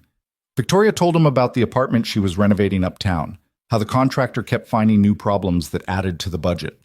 Mason told her about Lily's latest obsession with learning magic tricks, how she'd been practicing card shuffles until her hands hurt. Normal conversation between two people who cared about each other. When they finally hung up, Mason felt steadier than he had in weeks. The relative peace lasted exactly 4 days. Monday morning, Mason arrived at work to find his desk access had been revoked. His computer login didn't work. His employee badge wouldn't open the secure doors to the strategic development floor. He found Michelle at her desk outside Victoria's office. What's going on? My access is locked out. Michelle's expression was carefully neutral. Ms. Hale is in a meeting. I'll let her know you're here. Michelle, what happened? I really can't say. Just wait here. 20 minutes later, Victoria's office door opened. She looked like she hadn't slept. When she saw Mason, something flickered across her face, relief mixed with something else he couldn't identify. Come in. Close the door. Mason did. What's happening? Victoria handed him a document. This arrived this morning. Formal complaint filed with HR by 6 senior executives, including David Chen. They're alleging that I've created a hostile work environment through favoritism, that your rapid advancement is evidence of improper conduct, and that our personal relationship constitutes a conflict of interest that requires immediate investigation. Mason read through the document, his stomach sinking with each paragraph. They had dates, specific examples. The Morrison presentation, the Westfield trip, every late-night meeting, every project where Victoria had chosen him over more experienced candidates. It looked damning because parts of it were true. What does this mean? Mason asked. It means HR is launching a formal investigation. Until it's complete, you're on administrative leave with pay. No access to company systems or buildings, no contact with me regarding work matters. Victoria's voice was flat, professional, but her hands were clenched tight. I'm sorry. I should have seen this coming. How long? 2 weeks minimum, maybe longer depending on what they find. And if they find evidence of a relationship? Then we both face consequences. Me more than you, probably. Board could vote to remove me as CEO. You'd likely be terminated. Mason felt the floor drop out from under him. I should resign, right now, before this goes any further. No. Victoria, if I leave voluntarily, then they win. Then we're admitting there was something wrong with your promotions, with your work, with everything you've accomplished. Victoria finally met his eyes. You earned your position, Mason. Every project, every success. You didn't sleep your way into this job, and I won't let them pretend you did. But we are sleeping together. We are. And that's between us. It doesn't change the fact that you're brilliant at this work. It doesn't erase the Morrison account or the Westfield deal or the dozen other projects where you proved you belong here. Mason wanted to believe her, but the document in his hands told a different story. I have a daughter to support, he said quietly. I can't risk losing this job to prove a point. You won't lose the job. I won't let that happen. You might not have a choice. They stared at each other across her desk. Everything they'd built over the past months, the trust, the partnership, the fragile connection they'd been so careful to protect, felt like it was crumbling. I need you to trust me, Victoria said. Can you do that? Mason thought about Lily asking if he was going to marry Victoria, about the field trips he'd missed and the promises he'd broken, about the 7-year-old girl who'd already lost one parent and couldn't afford to lose the stability her father provided. I trust you, he said, but I also need to protect my daughter. And if this investigation finds what they're looking for, then we deal with it, together. Victoria came around the desk, took his hands. I'm not throwing you to the wolves, Mason. Whatever happens, we face it together. Her phone rang. She ignored it. It rang again. You should answer that, Mason said. Victoria looked at the caller ID, her expression hardening. It's the board chairman. This is about to get worse before it gets better. She answered, putting it on speaker. Victoria, we need you in the boardroom, now. I'll be there in 5 minutes. This can't wait. The investigation has uncovered... The chairman paused. Just get down here. The line went dead. Victoria looked at Mason. Go home. Be with Lily. I'll handle this. What did they uncover? I don't know, but whatever it is, don't worry. She squeezed his hands once, then let go. I've been fighting battles like this since before you worked here. This one won't be any different. But the tension in her voice suggested otherwise. Mason left the building feeling like he was walking through a dream or a nightmare. The distinction wasn't clear anymore. His phone buzzed constantly as he walked. Messages from colleagues he barely knew asking what happened. Rumors spreading faster than truth. By the time he reached his apartment, the company's internal message board was on fire with speculation. Mrs. Chen was waiting at his door with Lily. I saw the news, she said quietly. Thought you might need some time. What news? She showed him her phone. A business news website had picked up the story. Hale Industries CEO under fire for alleged improper relationship with junior employee. They'd used his name, his photo from the company website, details about his background, his late wife, his daughter. Lily was going to see this. Her friends at school would see it. Parents at pickup would whisper. I need to get her out of here, Mason said. Away from the city for a few days until this blows over. Where will you go? Mason thought about the cabin upstate where he and Emma used to take Lily when she was tiny, before everything fell apart. I know a place. Can you pack some of her things? I'll get the car. 2 hours later, they were driving north out of Manhattan while Lily slept in the back seat, oblivious to the storm surrounding them. Mason's phone kept buzzing. Messages from Victoria that he couldn't answer while driving. Calls from numbers he didn't recognize. His entire life was imploding in real time. But his daughter was safe, asleep in the back seat, still young enough to not understand that her father had just become tabloid fodder. For now, that would have to be enough. The cabin looked smaller than Mason remembered.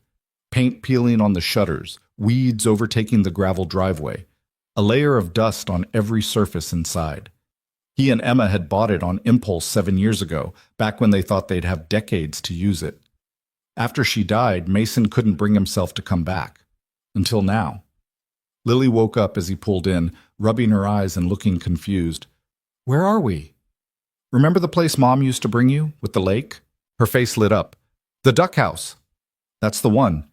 They'd called it the duck house because of the wooden duck decoys Emma had collected from local antique shops, lining them up on the mantel like strange trophies. Lily had been 3 the last time they were here.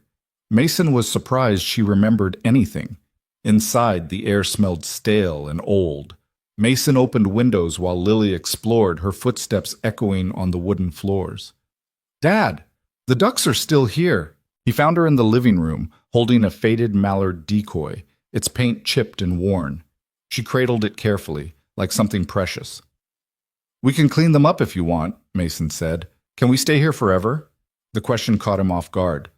"What?" "Away from the city, where it's quiet." Lily set down the duck, looked at him seriously. "You seem sad there. You're always on your phone or worried about work. You don't seem sad here." Mason crouched down to her level. "We can't stay forever, but we can stay for a few days, just you and me. Promise you won't check your phone every 5 minutes?" "I promise." It was a lie. His phone was already buzzing in his pocket. But Lily smiled, and that felt more important than honesty in the moment. That first night they ate pasta from a can heated on the old gas stove because Mason forgot to stop for groceries. Lily didn't complain. They sat on the porch watching the sun set over the lake, painting the water in shades of orange and red that made everything look on fire. "Do you think Mom liked it here?" Lily asked quietly. "She loved it. Said it was the only place that felt like home." "Do you miss her?" Mason thought about how to answer. The truth was complicated. He missed Emma every day and hardly at all. Missed who they'd been together while knowing he'd changed into someone she wouldn't fully recognize. "Yeah," he said finally, "but different than I used to. It hurts less now. More like remembering something good that's gone instead of feeling like part of me is missing." Lily nodded like she understood. Maybe she did. "Is Ms. Hale going to be like a new mom?" "Kiddo, we're not..." Mason stumbled over the words. "It's complicated. You always say that." "Because it always is."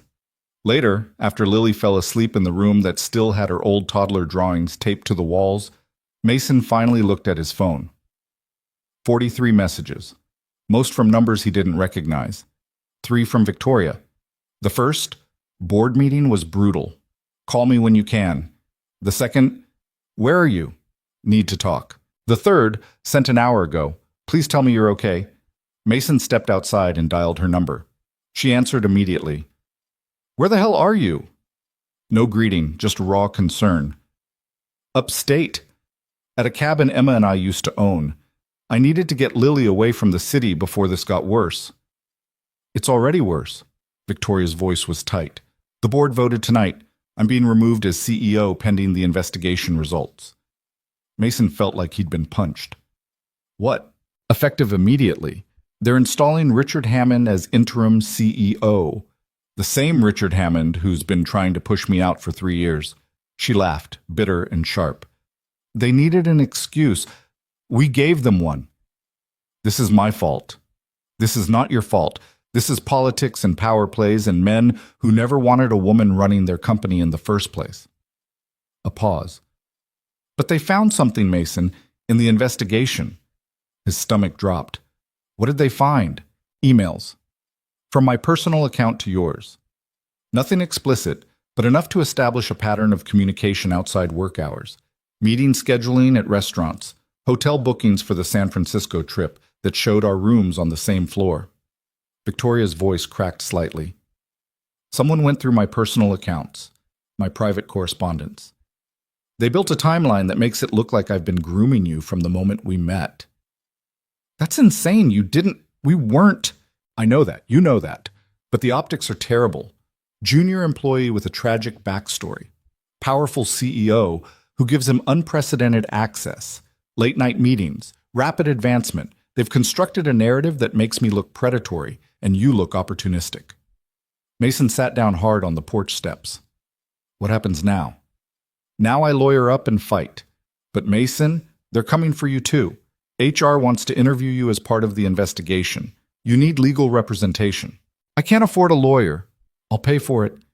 "That makes it look worse." "I don't care how it looks anymore." Victoria's voice was fierce now. "I will not let them destroy you because you had the misfortune of being good at your job while I happened to care about you." Mason heard something in the background. Voices. Victoria speaking to someone else, muffled. "I have to go," she said. "My attorney just arrived. But Mason, don't talk to anyone from the company. Not HR, not your former colleagues, nobody.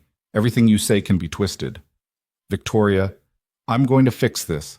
I promise." The line went dead. Mason sat on the porch steps for a long time, staring at the dark lake. Inside, Lily slept peacefully, protected by temporary distance from a mess she didn't understand and shouldn't have to. His phone buzzed again. This time, a text from a number he didn't recognize. "This is Sarah Chen, David's wife. We need to talk. I have information about the investigation that you need to hear. Please call me." Mason stared at the message. David Chen's wife reaching out felt like a trap. But what if it wasn't? He called. Sarah answered on the second ring. "Mr. Reed, thank you for calling back. What information?" "Not over the phone. Can you meet tomorrow? There's a diner off Route 9 about 20 miles from where you are. I checked property records. I know about the cabin." "How do you?" "Because my husband has been building a case against you for months, and I'm tired of watching him destroy people's lives to protect his ego." Sarah's voice was calm but firm. 10 a.m. tomorrow. Come alone. I'll explain everything." She hung up before Mason could respond. He went back inside, checked on Lily, then lay awake on the old couch staring at ceiling water stains and trying to figure out what the hell was happening to his life. The diner was exactly the kind of place that existed to serve truckers and tourists. Vinyl booths, coffee that tasted like burnt rubber. A waitress who looked like she'd seen everything and was unimpressed by all of it. Sarah Chen sat in a corner booth wearing jeans and a sweater, looking nothing like the polished executive wife Mason had imagined. She was younger than David by at least 10 years, with tired eyes and a manila folder on the table in front of her. Mason slid into the seat across from her. "You came alone?" Sarah asked. "My daughter's at the cabin with a neighbor who drove up to watch her. What's this about?" Sarah pushed the folder across the table. "This is about my husband orchestrating a corporate coup and using you as the excuse to do it." Mason opened the folder. Inside were printed emails, text messages, meeting notes. He recognized David's name throughout. And others, senior VPs, board members, people with power. "They've been planning this for 6 months, Sarah said quietly, "since before you got promoted. The goal was always to remove Victoria. They needed ammunition. When you came along, when she started promoting you, they saw an opportunity." Mason read through the documents. The pattern was clear. David and his coalition had been documenting every interaction between Mason and Victoria, building a narrative of impropriety even when none existed. "Why are you showing me this?" Mason asked. "Because I'm tired of being married to a man who destroys people to get ahead. Because Victoria Hale is twice the leader my husband will ever be, and watching him tear her down makes me sick." Sarah wrapped her hands around her coffee mug. "And because you have a daughter. I saw the photos David collected, the surveillance of you picking her up from school, the documentation of your schedule. He was building a profile on you like you were some kind of criminal. That's insane. That's corporate politics. And my husband is very good at it." Sarah leaned forward. "But here's what he doesn't know. I made copies of everything, every email, every meeting note, every piece of evidence they doctored or exaggerated, and I'm willing to give it all to Victoria's legal team." "Why?" "Because someone should be willing to do the right thing, and because—" Sarah hesitated. "I left him 2 days ago. Took our kids and moved into my sister's place. I'm done being complicit in his bullshit." Mason stared at her. "You're risking everything to help us." "I'm risking a marriage that was already dead. My husband cares more about his title than his family. I'm just making it official." She stood, leaving the folder on the table. "Give this to Victoria's attorney. Tell them Sarah Chen is willing to testify if needed. My contact information is inside." "Sarah, thank you. Don't thank me. Just make sure it counts." She dropped money on the table for her untouched coffee. "And Mr. Reed, whatever you and Victoria have, don't let them make you ashamed of it. I've seen the emails David printed out, the ones he highlighted as evidence. You know what I saw? 2 people who actually give a damn about each other in an industry full of sharks. That's not scandalous. That's rare." She left before Mason could respond. He sat in the booth for another 20 minutes, reading through the documents. Every page was another piece of evidence that this investigation was never about the truth. It was about power, about removing someone who threatened the old guard's control. Mason called Victoria's attorney from the parking lot, explained what he had. The attorney told him to overnight the documents immediately and to expect a call from Victoria soon. When he got back to the cabin, Lily was on the porch with Mrs. Chen, painting rocks they'd collected from the lakeshore. "Dad, look! I made this one look like a turtle." Mason examined the rock. It looked nothing like a turtle. That's amazing, kiddo. Mrs. Chen caught his eye, raised an eyebrow in question. Mason gave a small nod. Things were happening, maybe good things. That night, Victoria called. My attorney got the documents. Mason, this changes everything. Can you use it? We're presenting it to the board tomorrow. Sarah Chen's testimony proves the investigation was compromised from the start, that they were manufacturing evidence to support a predetermined conclusion. Victoria sounded more alive than she had in days. We might actually survive this. What about your position? Can you get it back? I don't know. Richard Hammond has been poisoning the board against me all week, but with this evidence, at least we have a fighting chance. Mason heard something in her voice. But even if we win, everything changes. The board will never trust me the same way. Every decision I make will be scrutinized, and you, she paused, you'll always be the junior employee who got involved with the CEO. Some people will never see past that. So what do? We fight. And then we figure out if we can live with the consequences. They talked for another hour. About strategy. About the board meeting tomorrow. About what came next if they won, and what came next if they lost. When they finally hung up, Mason felt something he hadn't felt in weeks. Hope. Fragile and uncertain, but real. The board meeting happened without Mason present. He got updates via text from Victoria's attorney throughout the day, presenting evidence now, board reviewing documents, Sarah Chen joining via video conference. Hammond is objecting. Claims documents are inadmissible. Board chairman calling for recess. Mason paced the cabin living room while Lily watched cartoons, oblivious to the fact that her father's entire career was being decided by a group of people in a Manhattan boardroom. 3 hours later, Victoria called. We won. Mason's legs went weak. He sat down hard on the couch. What? The board reviewed the evidence. Sarah's testimony was damning. They've reinstated me as CEO effective immediately. Richard Hammond resigned rather than face questions about his role in the scheme. Victoria's voice was shaking. And they're dropping the investigation into you. Complete exoneration. You're cleared to return to work. Just like that? Not just like that. There are conditions. We both have to undergo ethics training. Your promotion is being reviewed by an independent committee to verify it was merit-based. And she paused. We can't have a relationship while you're employed at Hale Industries. Not publicly, not privately. It's a strict conflict of interest policy going forward. The words hit like a physical blow. So we have to choose the job or each other. Yes, Mason thought about Lily, about the stability this job provided, about health insurance and college savings and all the practical reasons he'd taken this position in the first place. Then he thought about Victoria in that elevator, about late-night phone calls and stolen moments and feeling seen for the first time in years. I need time, he said quietly, to figure out what the right choice is. I know. Take the time you need. Victoria's voice was soft. But Mason, whatever you decide, I meant what I said. You earned your position. Don't let anyone take that away from you. They hung up. Mason sat in silence, staring at the lake through the window. Lily appeared at his elbow. Was that Ms. Hale? Yeah. Is everything okay now? Mason pulled her onto his lap, held her tight. I don't know yet, kiddo, but we're going to figure it out. The next morning, Mason drove back to the city with a clarity he hadn't expected. He'd spent the night thinking about Emma, about promises made and broken, about what kind of father he wanted to be and what kind of man he'd become. He dropped Lily at school, kissed her goodbye, and headed to Hale Industries.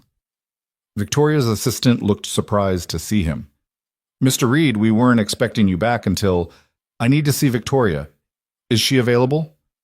She's in a meeting, but I can... It's fine. I'll wait. 20 minutes later, Victoria's office door opened. She looked tired but steady. Seeing Mason, something flickered across her face. Come in. Mason followed her inside, closed the door. I'm resigning, he said. Victoria's expression went very still. What? From Hale Industries, effective 2 weeks from now. I'll help transition my projects, finish anything urgent, but then I'm done.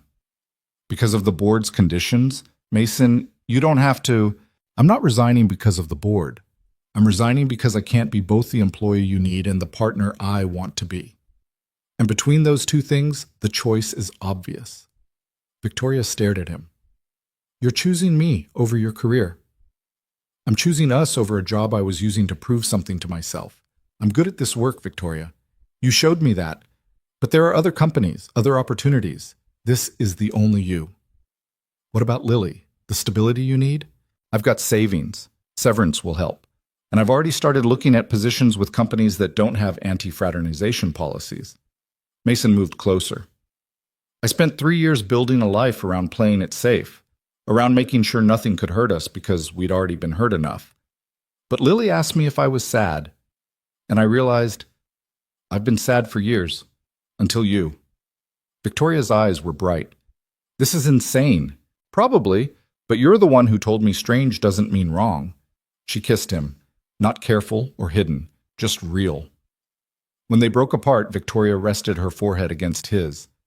You know this means you'll have to deal with me outside of work, without the professional buffer.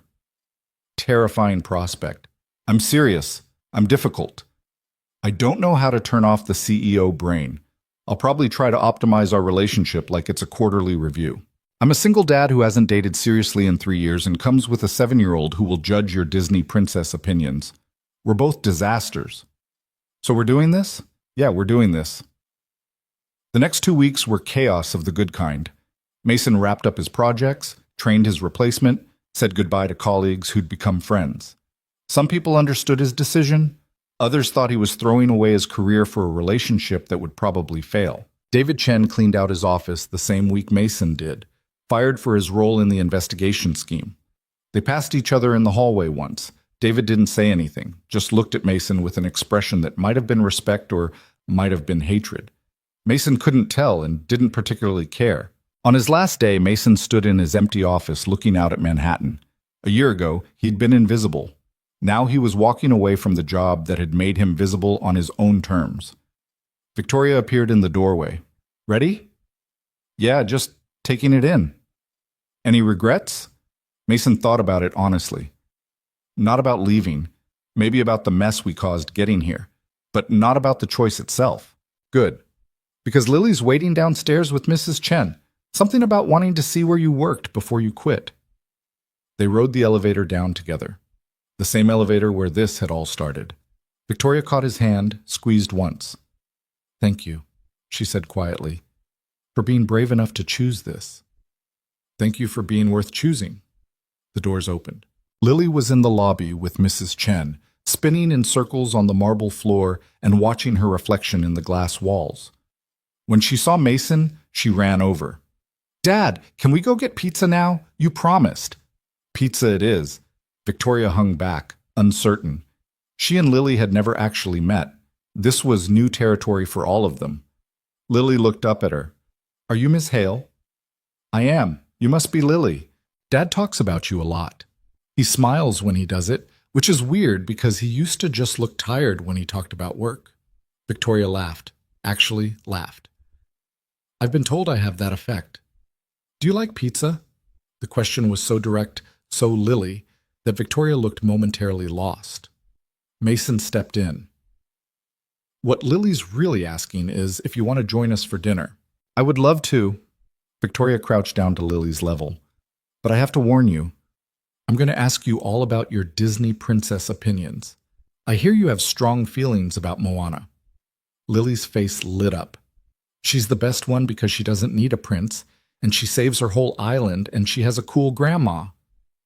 Solid reasoning. I'm convinced.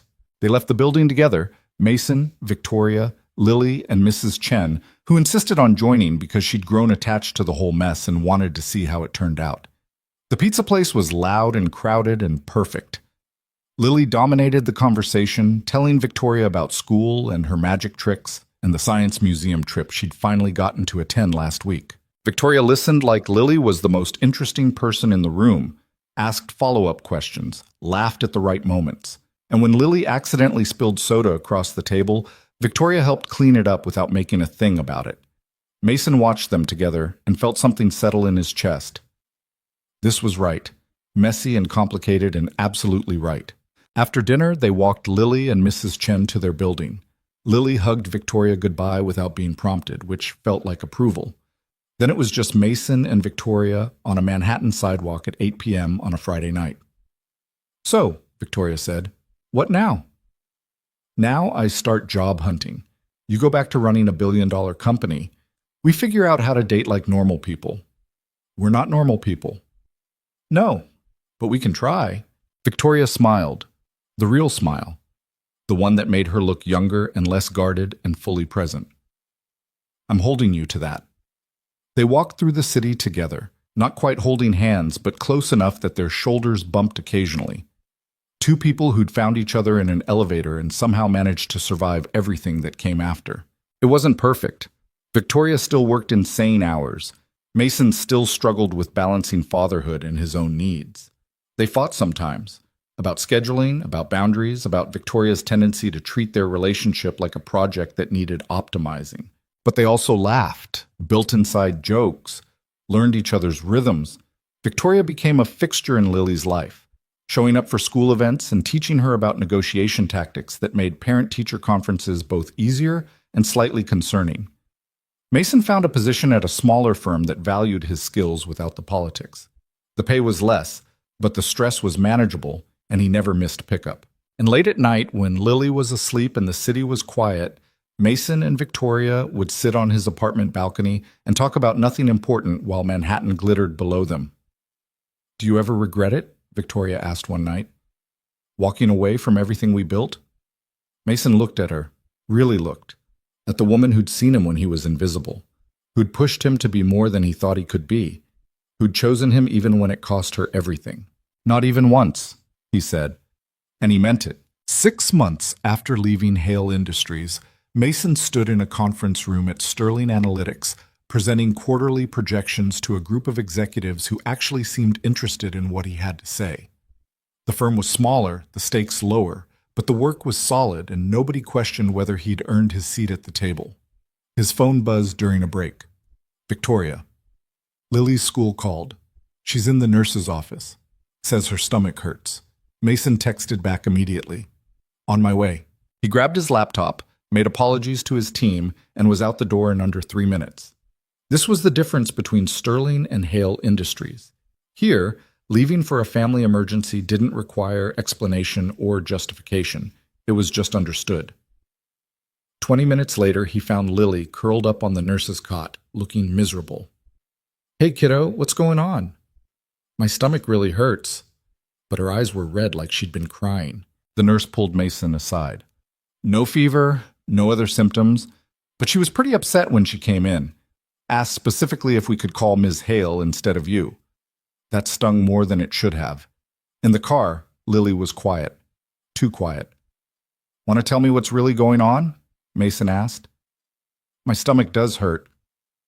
"Lily," she stared out the window. "There's a father-daughter dance at school next Friday. Everyone's talking about it, about what they're going to wear and how their dads are taking them to dinner first." Understanding clicked. "And you don't want to go." "I want to go, but—" Her voice got small. "What if you have to work? What if something comes up and you can't make it? It's easier to just not go than get excited and be disappointed." Mason pulled over. Right there on a random Manhattan side street, he put the car in park and turned to face his daughter.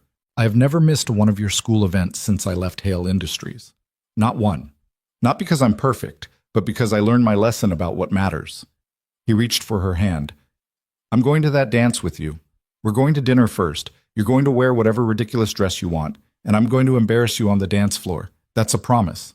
"You promise promises now, not just regular promises." "I promise promises."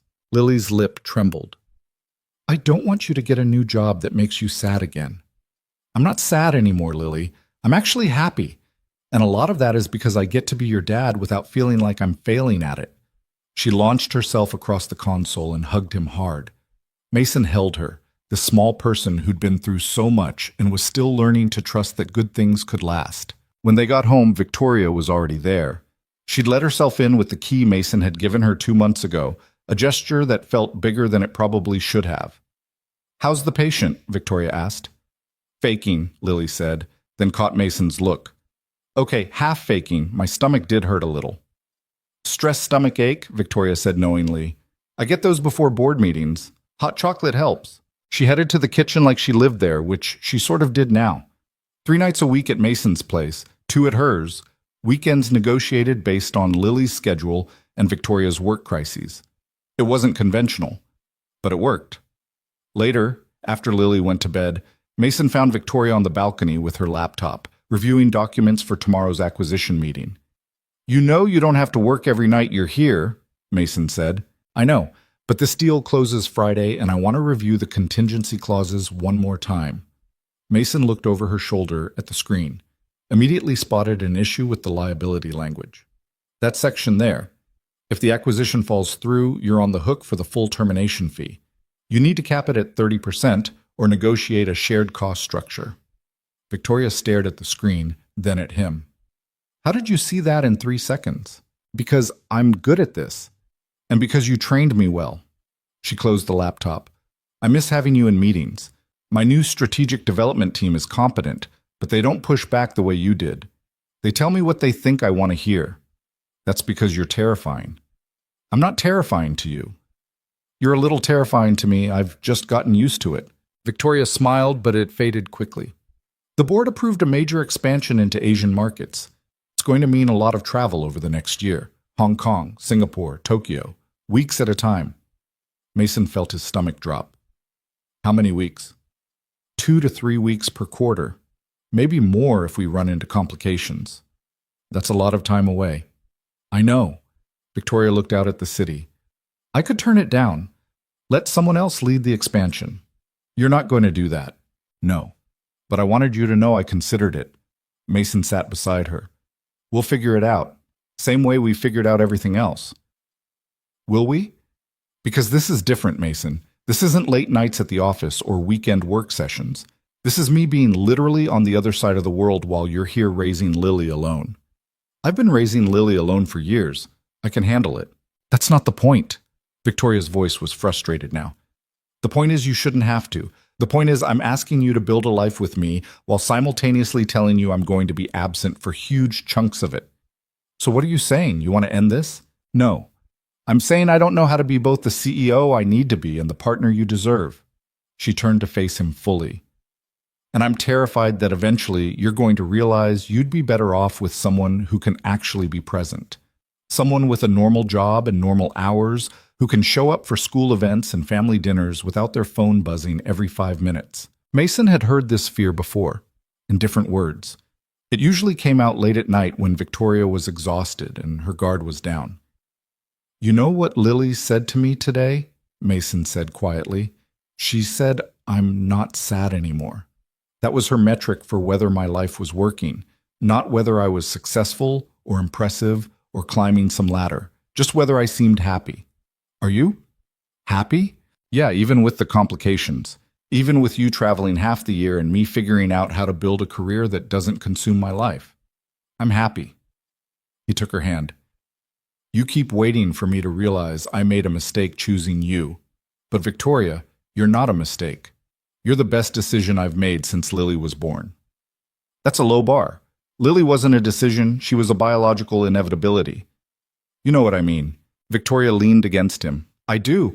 I keep waiting for the other shoe to drop, for you to wake up and realize this is too hard." "It is too hard, but that doesn't mean it's not worth it." They sat in silence for a while, the kind of comfortable quiet that only came from really knowing someone. "The father-daughter dance," Victoria said eventually. "Lily's worried you'll miss it." "I know, I promised her I wouldn't." "Good, because I already bought her a dress. It's purple with sparkles. She's going to hate how much she loves it." Mason laughed. "You bought my daughter a dress without asking me?" "I bought my—" Victoria stopped. "I bought Lily a dress because she mentioned wanting one and I was near a store. Is that okay?" The hesitation in her voice was rare. Victoria didn't hesitate about business decisions, but this, parenting stuff, family stuff, she still navigated carefully, like she was afraid of stepping on toes. "It's more than okay," Mason said, "but you almost said something else. My something." "I almost said my daughter, which is insane because she's not. She's yours. I don't know what I am in her life. You're the person who shows up, who bought her a dress and teaches her negotiation tactics and makes hot chocolate when she has stress stomach aches. That's not nothing, Victoria. It's also not a parent. No, but it's family, the kind you choose. Victoria was quiet for a long moment. I never thought I'd have this. A relationship that felt real. A kid who tolerates my presence. A life outside the office that I actually care about protecting. Tolerates is a strong word. Lily asked me last week if you were going to move in officially or if you were going to keep visiting like a fancy aunt. What did you tell her?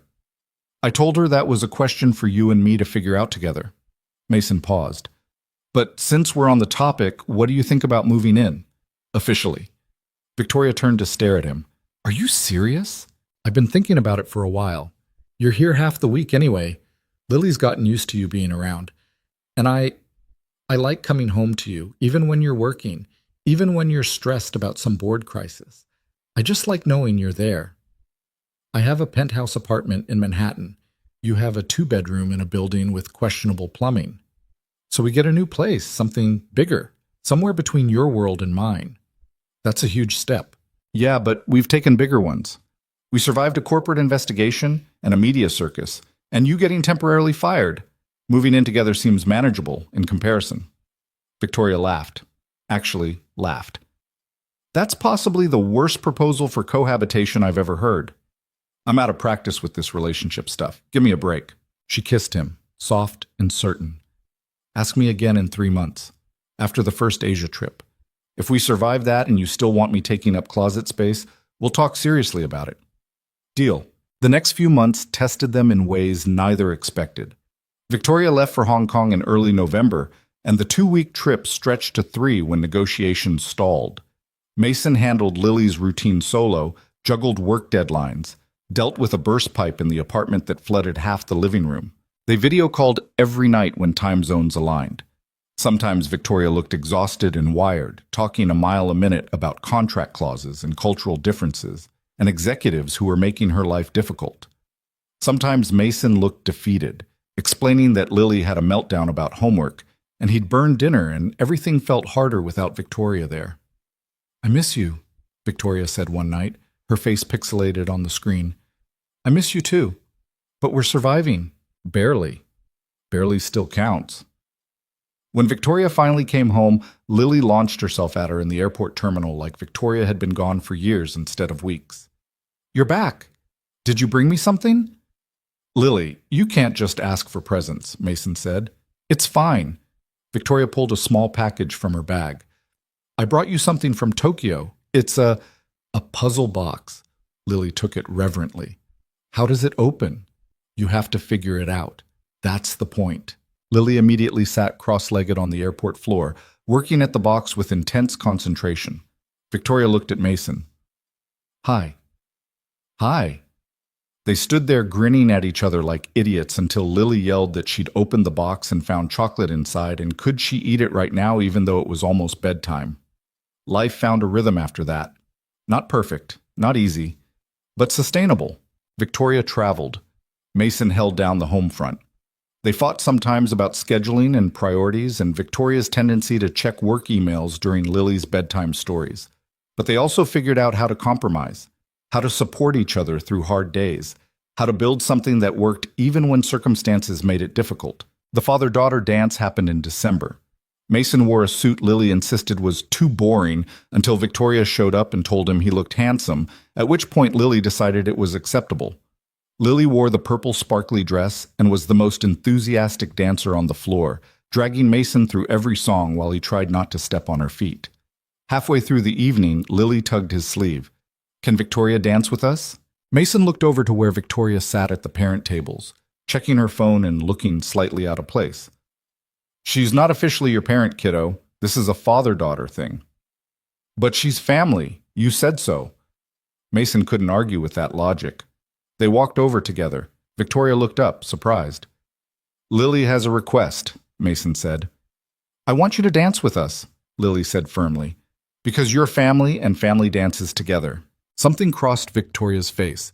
Surprise, pleasure, maybe a hint of tears she'd never admit to. I'd be honored, Victoria said. So they danced, all 3 of them.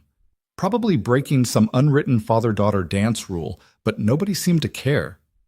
Lily spun between them, laughing, while Mason caught Victoria's eye over their daughter's head. Their daughter. When had he started thinking of it that way?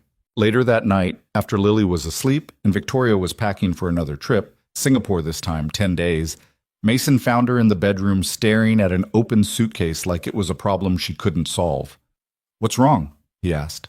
"I'm leaving again. For the third time in 2 months. And I just..." Victoria sat on the edge of the bed. "I watched you and Lily tonight, the way she looks at you. The way you know exactly what she needs before she asks. And I realized I'm never going to have that with her. I'm always going to be the person who shows up intermittently and tries to fit into a family that existed before I got here." Mason sat beside her. "Is that what you think you're doing? Trying to fit in?" "Aren't I? Victoria, you bought Lily a dress for a dance I almost didn't know was happening. You taught her how to negotiate for later bedtimes using logical arguments instead of tantrums. Last week, she told her teacher she wanted to be a CEO when she grew up because Ms. Hale does it, and she's really smart." Mason took her hand. "You're not trying to fit in. You're already part of this family. You have been for months." "Even though I'm gone half the time?" "Even though. Lily understands that your work is important, and when you're here, you're really here. That matters more than perfect attendance." Victoria was quiet for a moment. "3 months ago, you asked me to move in. I said, ask me after the Asia trips." "I remember." "You should ask me again." Mason's heart jumped. "Yeah? Yeah, because I'm tired of living in 2 places. And because Lily asked me this morning when I was going to officially move in so we could reorganize the bookshelves properly." Victoria smiled. "Apparently my current system of shove books anywhere they fit is unacceptable." "She gets that from Emma, the organization thing." "I know, she talks about her mom sometimes, about things she remembers." Victoria met his eyes. "I hope you know I'm not trying to replace Emma. I couldn't even if I wanted to." "I know, and Emma, if she were here, she'd probably tell you to stop overthinking it and just move in already because the back and forth is getting ridiculous." "She sounds practical." "She was. You would have liked each other." They started looking for apartments the following week. Something with enough space for all of them, in a neighborhood with good schools and reasonable proximity to both their offices. The search was harder than expected. Victoria wanted something modern with good security. Mason wanted something with character and outdoor space. Lily wanted a building with a doorman who would let her practice her magic tricks on him. They finally found a place in April. 3 bedrooms, hardwood floors, a balcony overlooking a small park where Lily could see trees instead of just concrete and glass. The building had a doorman named Marcus, who was patient enough to watch Lily's card tricks without complaint. Moving day was chaos. Victoria tried to organize everything with labeled boxes and color-coded systems. Mason just started unpacking wherever there was space. Lily alternated between helping and getting in the way. "This should go in the kitchen," Victoria said, holding up a box. "That's labeled office supplies," Mason pointed out. "Yes, but it's actually full of coffee mugs. I mislabeled it." "Then maybe we shouldn't trust your system." "My system is perfect. I just made one small error." Lily looked up from the box she was unpacking. "You guys fight like a married couple." They both stopped. "We're not fighting," Victoria said. "We're having a strategic disagreement about box placement." "That's fighting," Lily said matter-of-factly. "But it's okay. Parents fight sometimes. That's normal." Parents. She'd said it so casually, like it was obvious. Victoria caught Mason's eye. He could see the question there, the uncertainty about whether she'd overstepped by letting Lily think of them that way. Mason just smiled and went back to unpacking.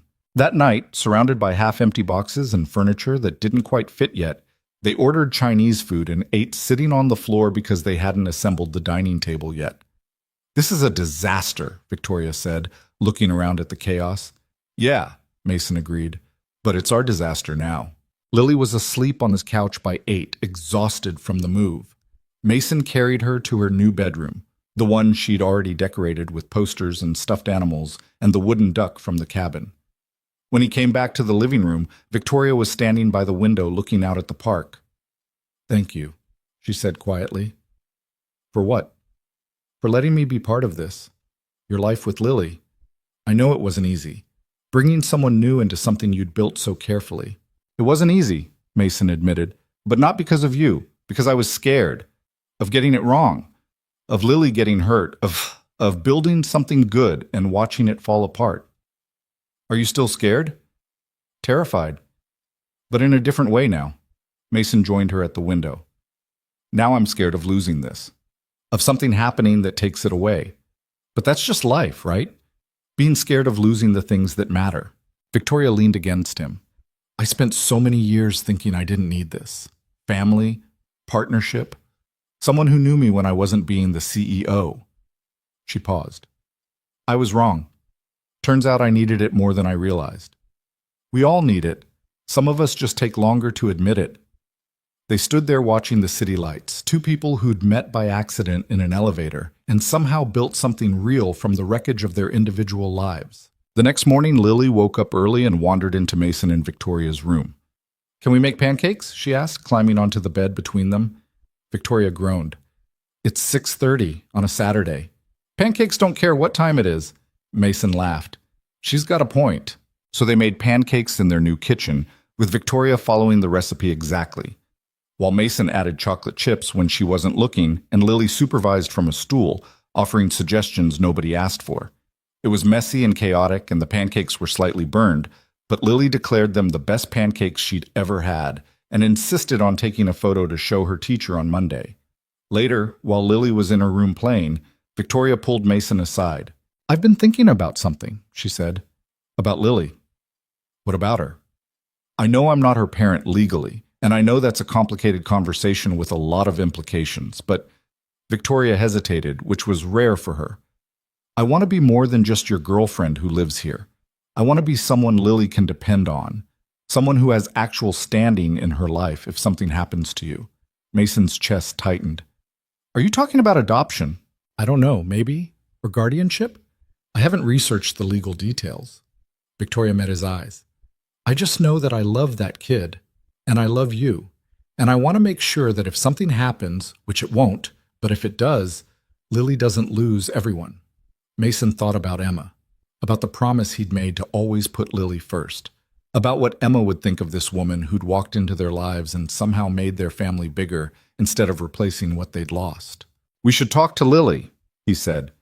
Make sure she's okay with it before we start looking into legalities. What if she says no? Then we respect that and revisit it later. But Victoria, I think she'll say yes. They talked to Lily that afternoon, sat her down in her new room, and tried to explain what they were proposing in terms a 7-year-old could understand. Lily listened carefully, asked a few questions about what it would mean, then looked at Victoria seriously. Would you have to come to all my school stuff? I'd want to, but I travel a lot for work, so I might miss some things. That's okay. Dad misses stuff sometimes too. Lily paused. Would I call you Mom? Victoria glanced at Mason, uncertain. Only if you want to. You can keep calling me Victoria, or we can figure out something else. What if I called you Vic, like a nickname? I'd like that. Lily nodded, processing. Okay, yeah, you can be my other parent, but you have to promise to keep doing hot chocolate when I have stomach aches. Deal. They shook on it solemnly, and that was that. The legal process took months, paperwork and background checks, and a home visit from a social worker who interviewed all of them separately. Mason had to provide documentation proving he was Lily's sole legal guardian. Victoria had to demonstrate financial stability and character references. Lily told the social worker that Victoria was really smart but kind of bad at normal stuff like cooking and remembering to eat lunch, but that's okay because Dad is good at that. The social worker approved the guardianship in September. No big ceremony, no dramatic announcement, just signatures on documents that meant if something happened to Mason, Lily wouldn't be alone. Victoria cried when they left the lawyer's office. Actual tears. Mason had seen her cry exactly twice before, once during the investigation when she thought her career was over, and once when Lily had been in the hospital with appendicitis and Victoria had been in Singapore unable to get home for 18 hours. I didn't think this would make me emotional, Victoria said, wiping her eyes. You just legally committed to being responsible for a 7-year-old who thinks magic is a viable career path. That's pretty emotional. She's 8 now, as she reminds me constantly. Even worse, 8-year-olds are even more unreasonable than 7-year-olds. They picked Lily up from school together, like they did most days now. Lily ran over, backpack bouncing, and immediately started talking about a science project involving volcanoes. Can we make one that actually explodes? A big one? Maybe in the living room? Absolutely not, Mason and Victoria said in unison. Lily grinned. Worth asking. That night, after Lily was in bed, Mason found Victoria on the balcony with a glass of wine, looking out at the park. What are you thinking about? He asked. How different my life looks from what I expected. Victoria turned to face him. 5 years ago, I would have told you I'd be CEO forever. That work was enough, that I didn't need anything else. And now? Now I have a family, a daughter who thinks I'm smart but can't cook, a partner who left his career to be with me, a life that's messy and complicated and nothing like I planned. Is that a good thing or a bad thing? Victoria smiled. It's the best thing, even with the complications, even with the parts that are hard. Mason pulled her close. They stood there watching the city, two people who'd survived corporate investigations and public scrutiny and the complicated mathematics of building a family from pieces that didn't originally fit together. A year later, Hale Industries announced record profits from their Asian expansion. Victoria was profiled in business magazines as one of the most successful CEOs of her generation. The articles mentioned her unorthodox personal life, living with a former employee, raising his daughter, maintaining a relationship that had started as a scandal, but the tone had shifted. Now it was presented as refreshing, modern, evidence that women could have both career success and personal fulfillment. Victoria found the coverage amusing and slightly irritating. They make it sound like I invented the concept of having a family, she complained over breakfast one Saturday. You kind of did invent your specific version of having a family, Mason pointed out. Most CEOs don't date their former employees. Most CEOs are boring. Lily looked up from her waffles. Can I read the article? Absolutely not. It's full of corporate jargon you'd find painfully dull. Is it about you and Dad falling in love? Among other things. That's not boring. That's a good story. Lily took another bite of waffle. You should tell it better. The article probably makes it sound all businessy, but really it's about Dad being sad and you being lonely, and then you met in an elevator and everything got better. Victoria and Mason exchanged glances. That's actually pretty accurate, Mason said. I know. I pay attention. Lily finished her breakfast and stood. Can Vic take me to the bookstore? She promised last week. I did promise, Victoria confirmed, though I'm now regretting it because you'll talk me into buying 6 books instead of 2. That's the point of having 2 parents. When one says no, you ask the other. That's not how it works, Mason called after her as she headed to get ready. It's exactly how it works, Lily yelled back. After they left, Mason cleaned up breakfast and thought about Lily's summary of their story. Dad being sad, Victoria being lonely, meeting in an elevator, everything getting better. It was reductive, but true. He had been sad, drowning in responsibility and grief and the exhausting work of being everything to one small person.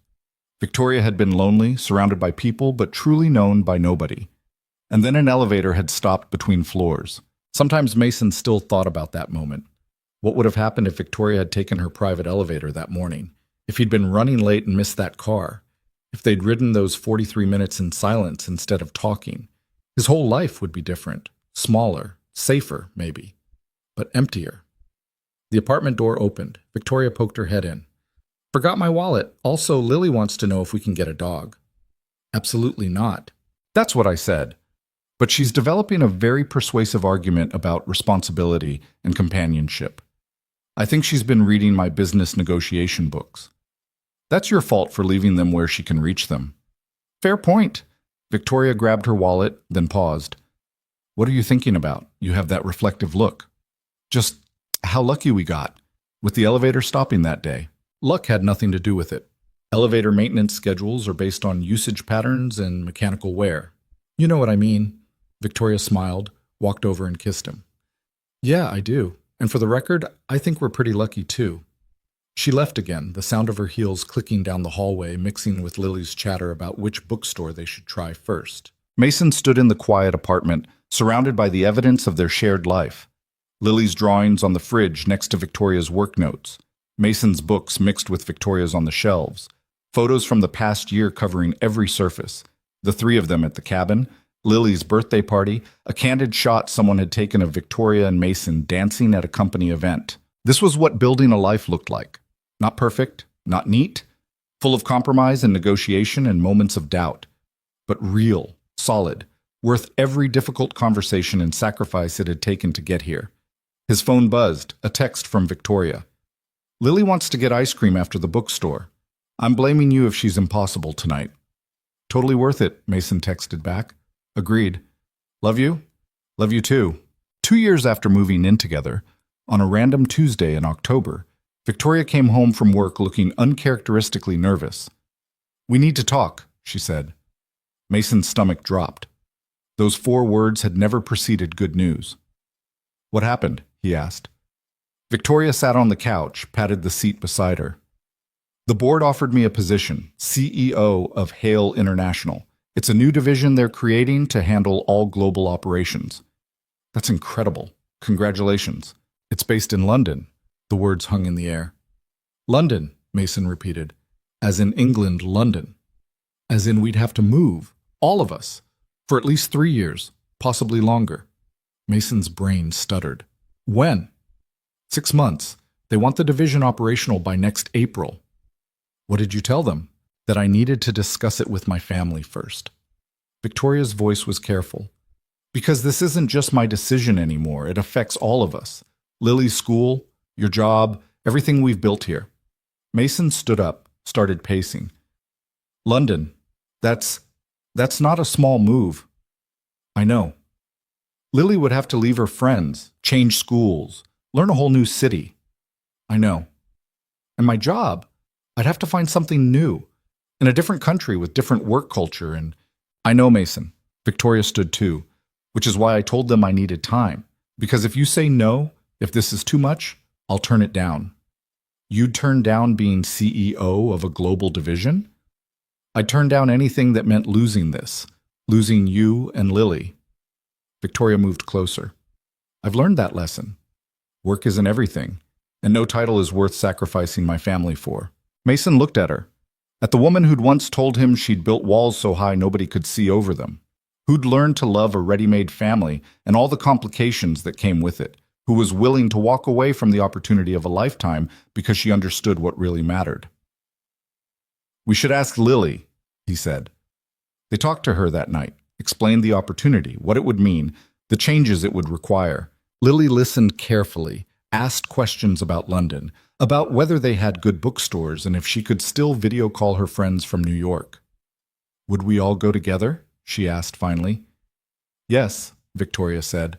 All of us or none of us? And would we come back eventually? Probably, after a few years. Lily thought about it. Can I sleep on it? Of course. The next morning, Lily came to breakfast with a list. Actual written list of pros and cons, organized by category. Mason recognized Victoria's influence immediately. Okay, Lily said seriously. Here's what I think. Cons. Leaving my friends, new school, different country. Pros. Adventure, learning about new places, getting to see Big Ben and the Tower of London, and she looked at Victoria. You'd be happy. You like your work. This would make you happy. Lily, you don't have to make this decision based on what I want, Victoria said. I know, but you're my parent now. Parents are supposed to be happy too, not just kids. Lily set down her list. I think we should go, but only if Dad agrees. They both looked at Mason. He thought about the life they'd built in New York, the apartment they'd finally made feel like home, his job that was steady and manageable, the routine they'd established. Then he thought about what he'd learned over the past 3 years, that the best things in life often came from taking risks, that building something worth having meant being willing to rebuild when circumstances changed. That home wasn't a place, it was the people you chose to stand beside. I think we should go too, he said. Victoria's face lit up. Really? Really, but I have conditions. Name them. We find Lily a good school before we commit. You promise to be home for dinner at least 4 nights a week, and we keep the New York apartment, so we always have a place to come back to if London doesn't work out. Done. All of it. Lily pumped her fist. We're moving to London. We're moving to London, Victoria confirmed, looking slightly stunned that it was actually happening. The next 6 months were chaos of the productive kind.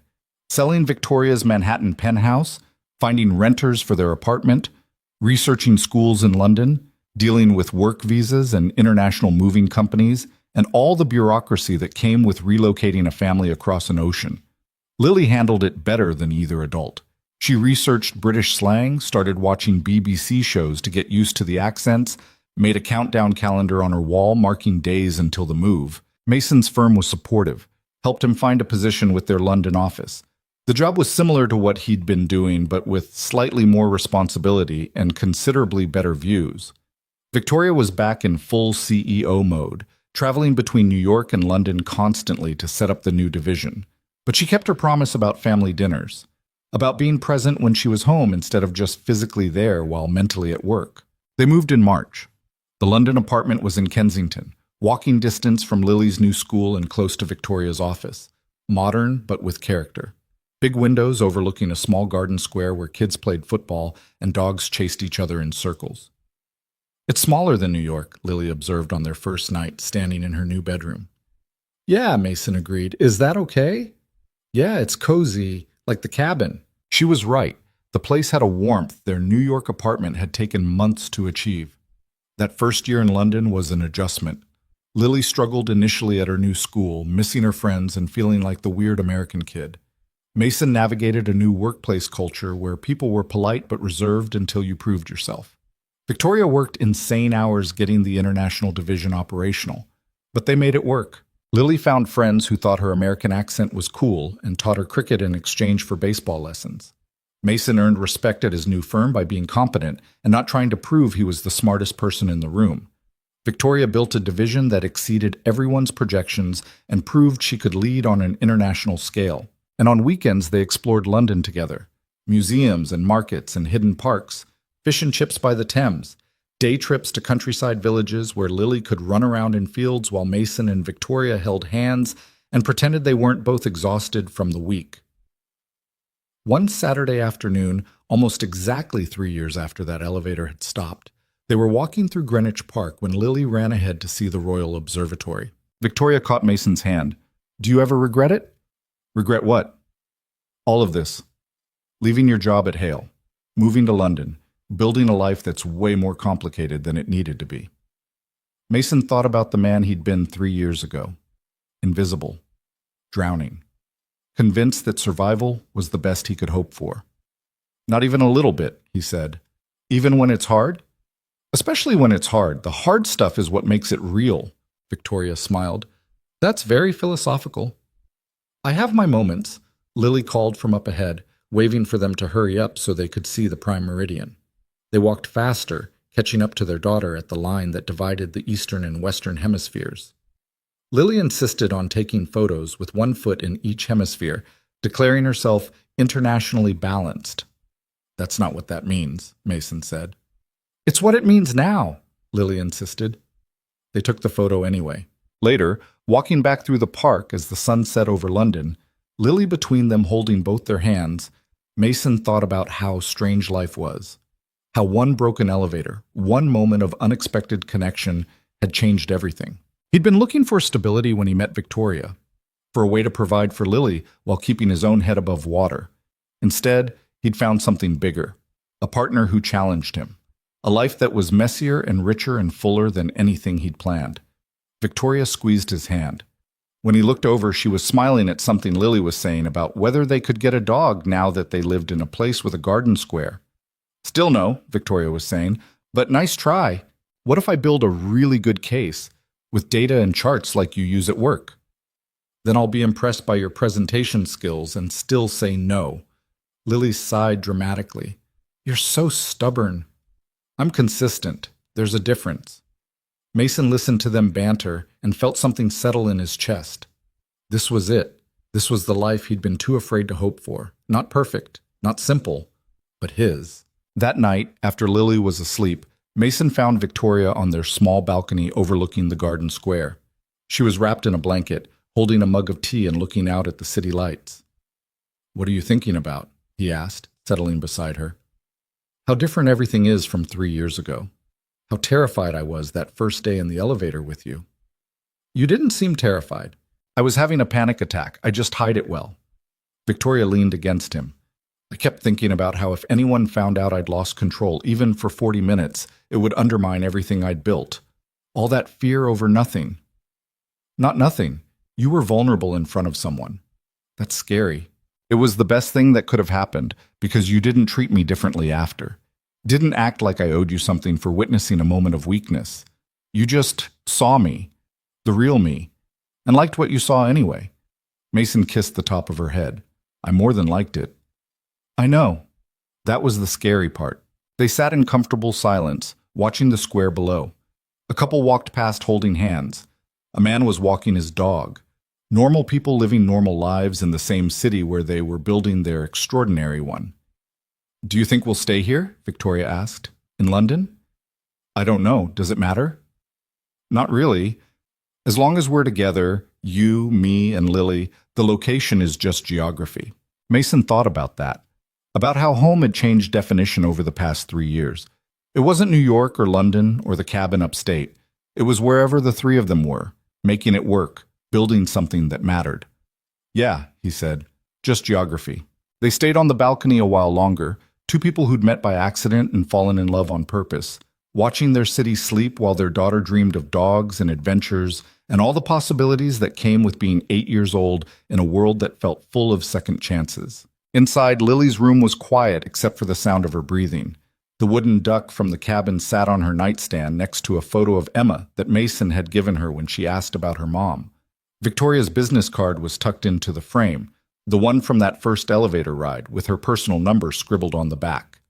Lily had kept it because she said it was part of their story, the beginning of how their family had grown from 2 to 3. Mason stood in the doorway watching his daughter sleep, marveling at how resilient kids were, how they adapted to changes that would break adults, how they found joy in the smallest things and forgave the biggest mistakes. She's going to be okay, Victoria said quietly from behind him. Yeah, she is. We all are. And standing there in the London apartment they'd made into a home, with the family they'd built from broken pieces and unexpected connections, Mason believed her. Because the truth was simple, even if the path to get there hadn't been.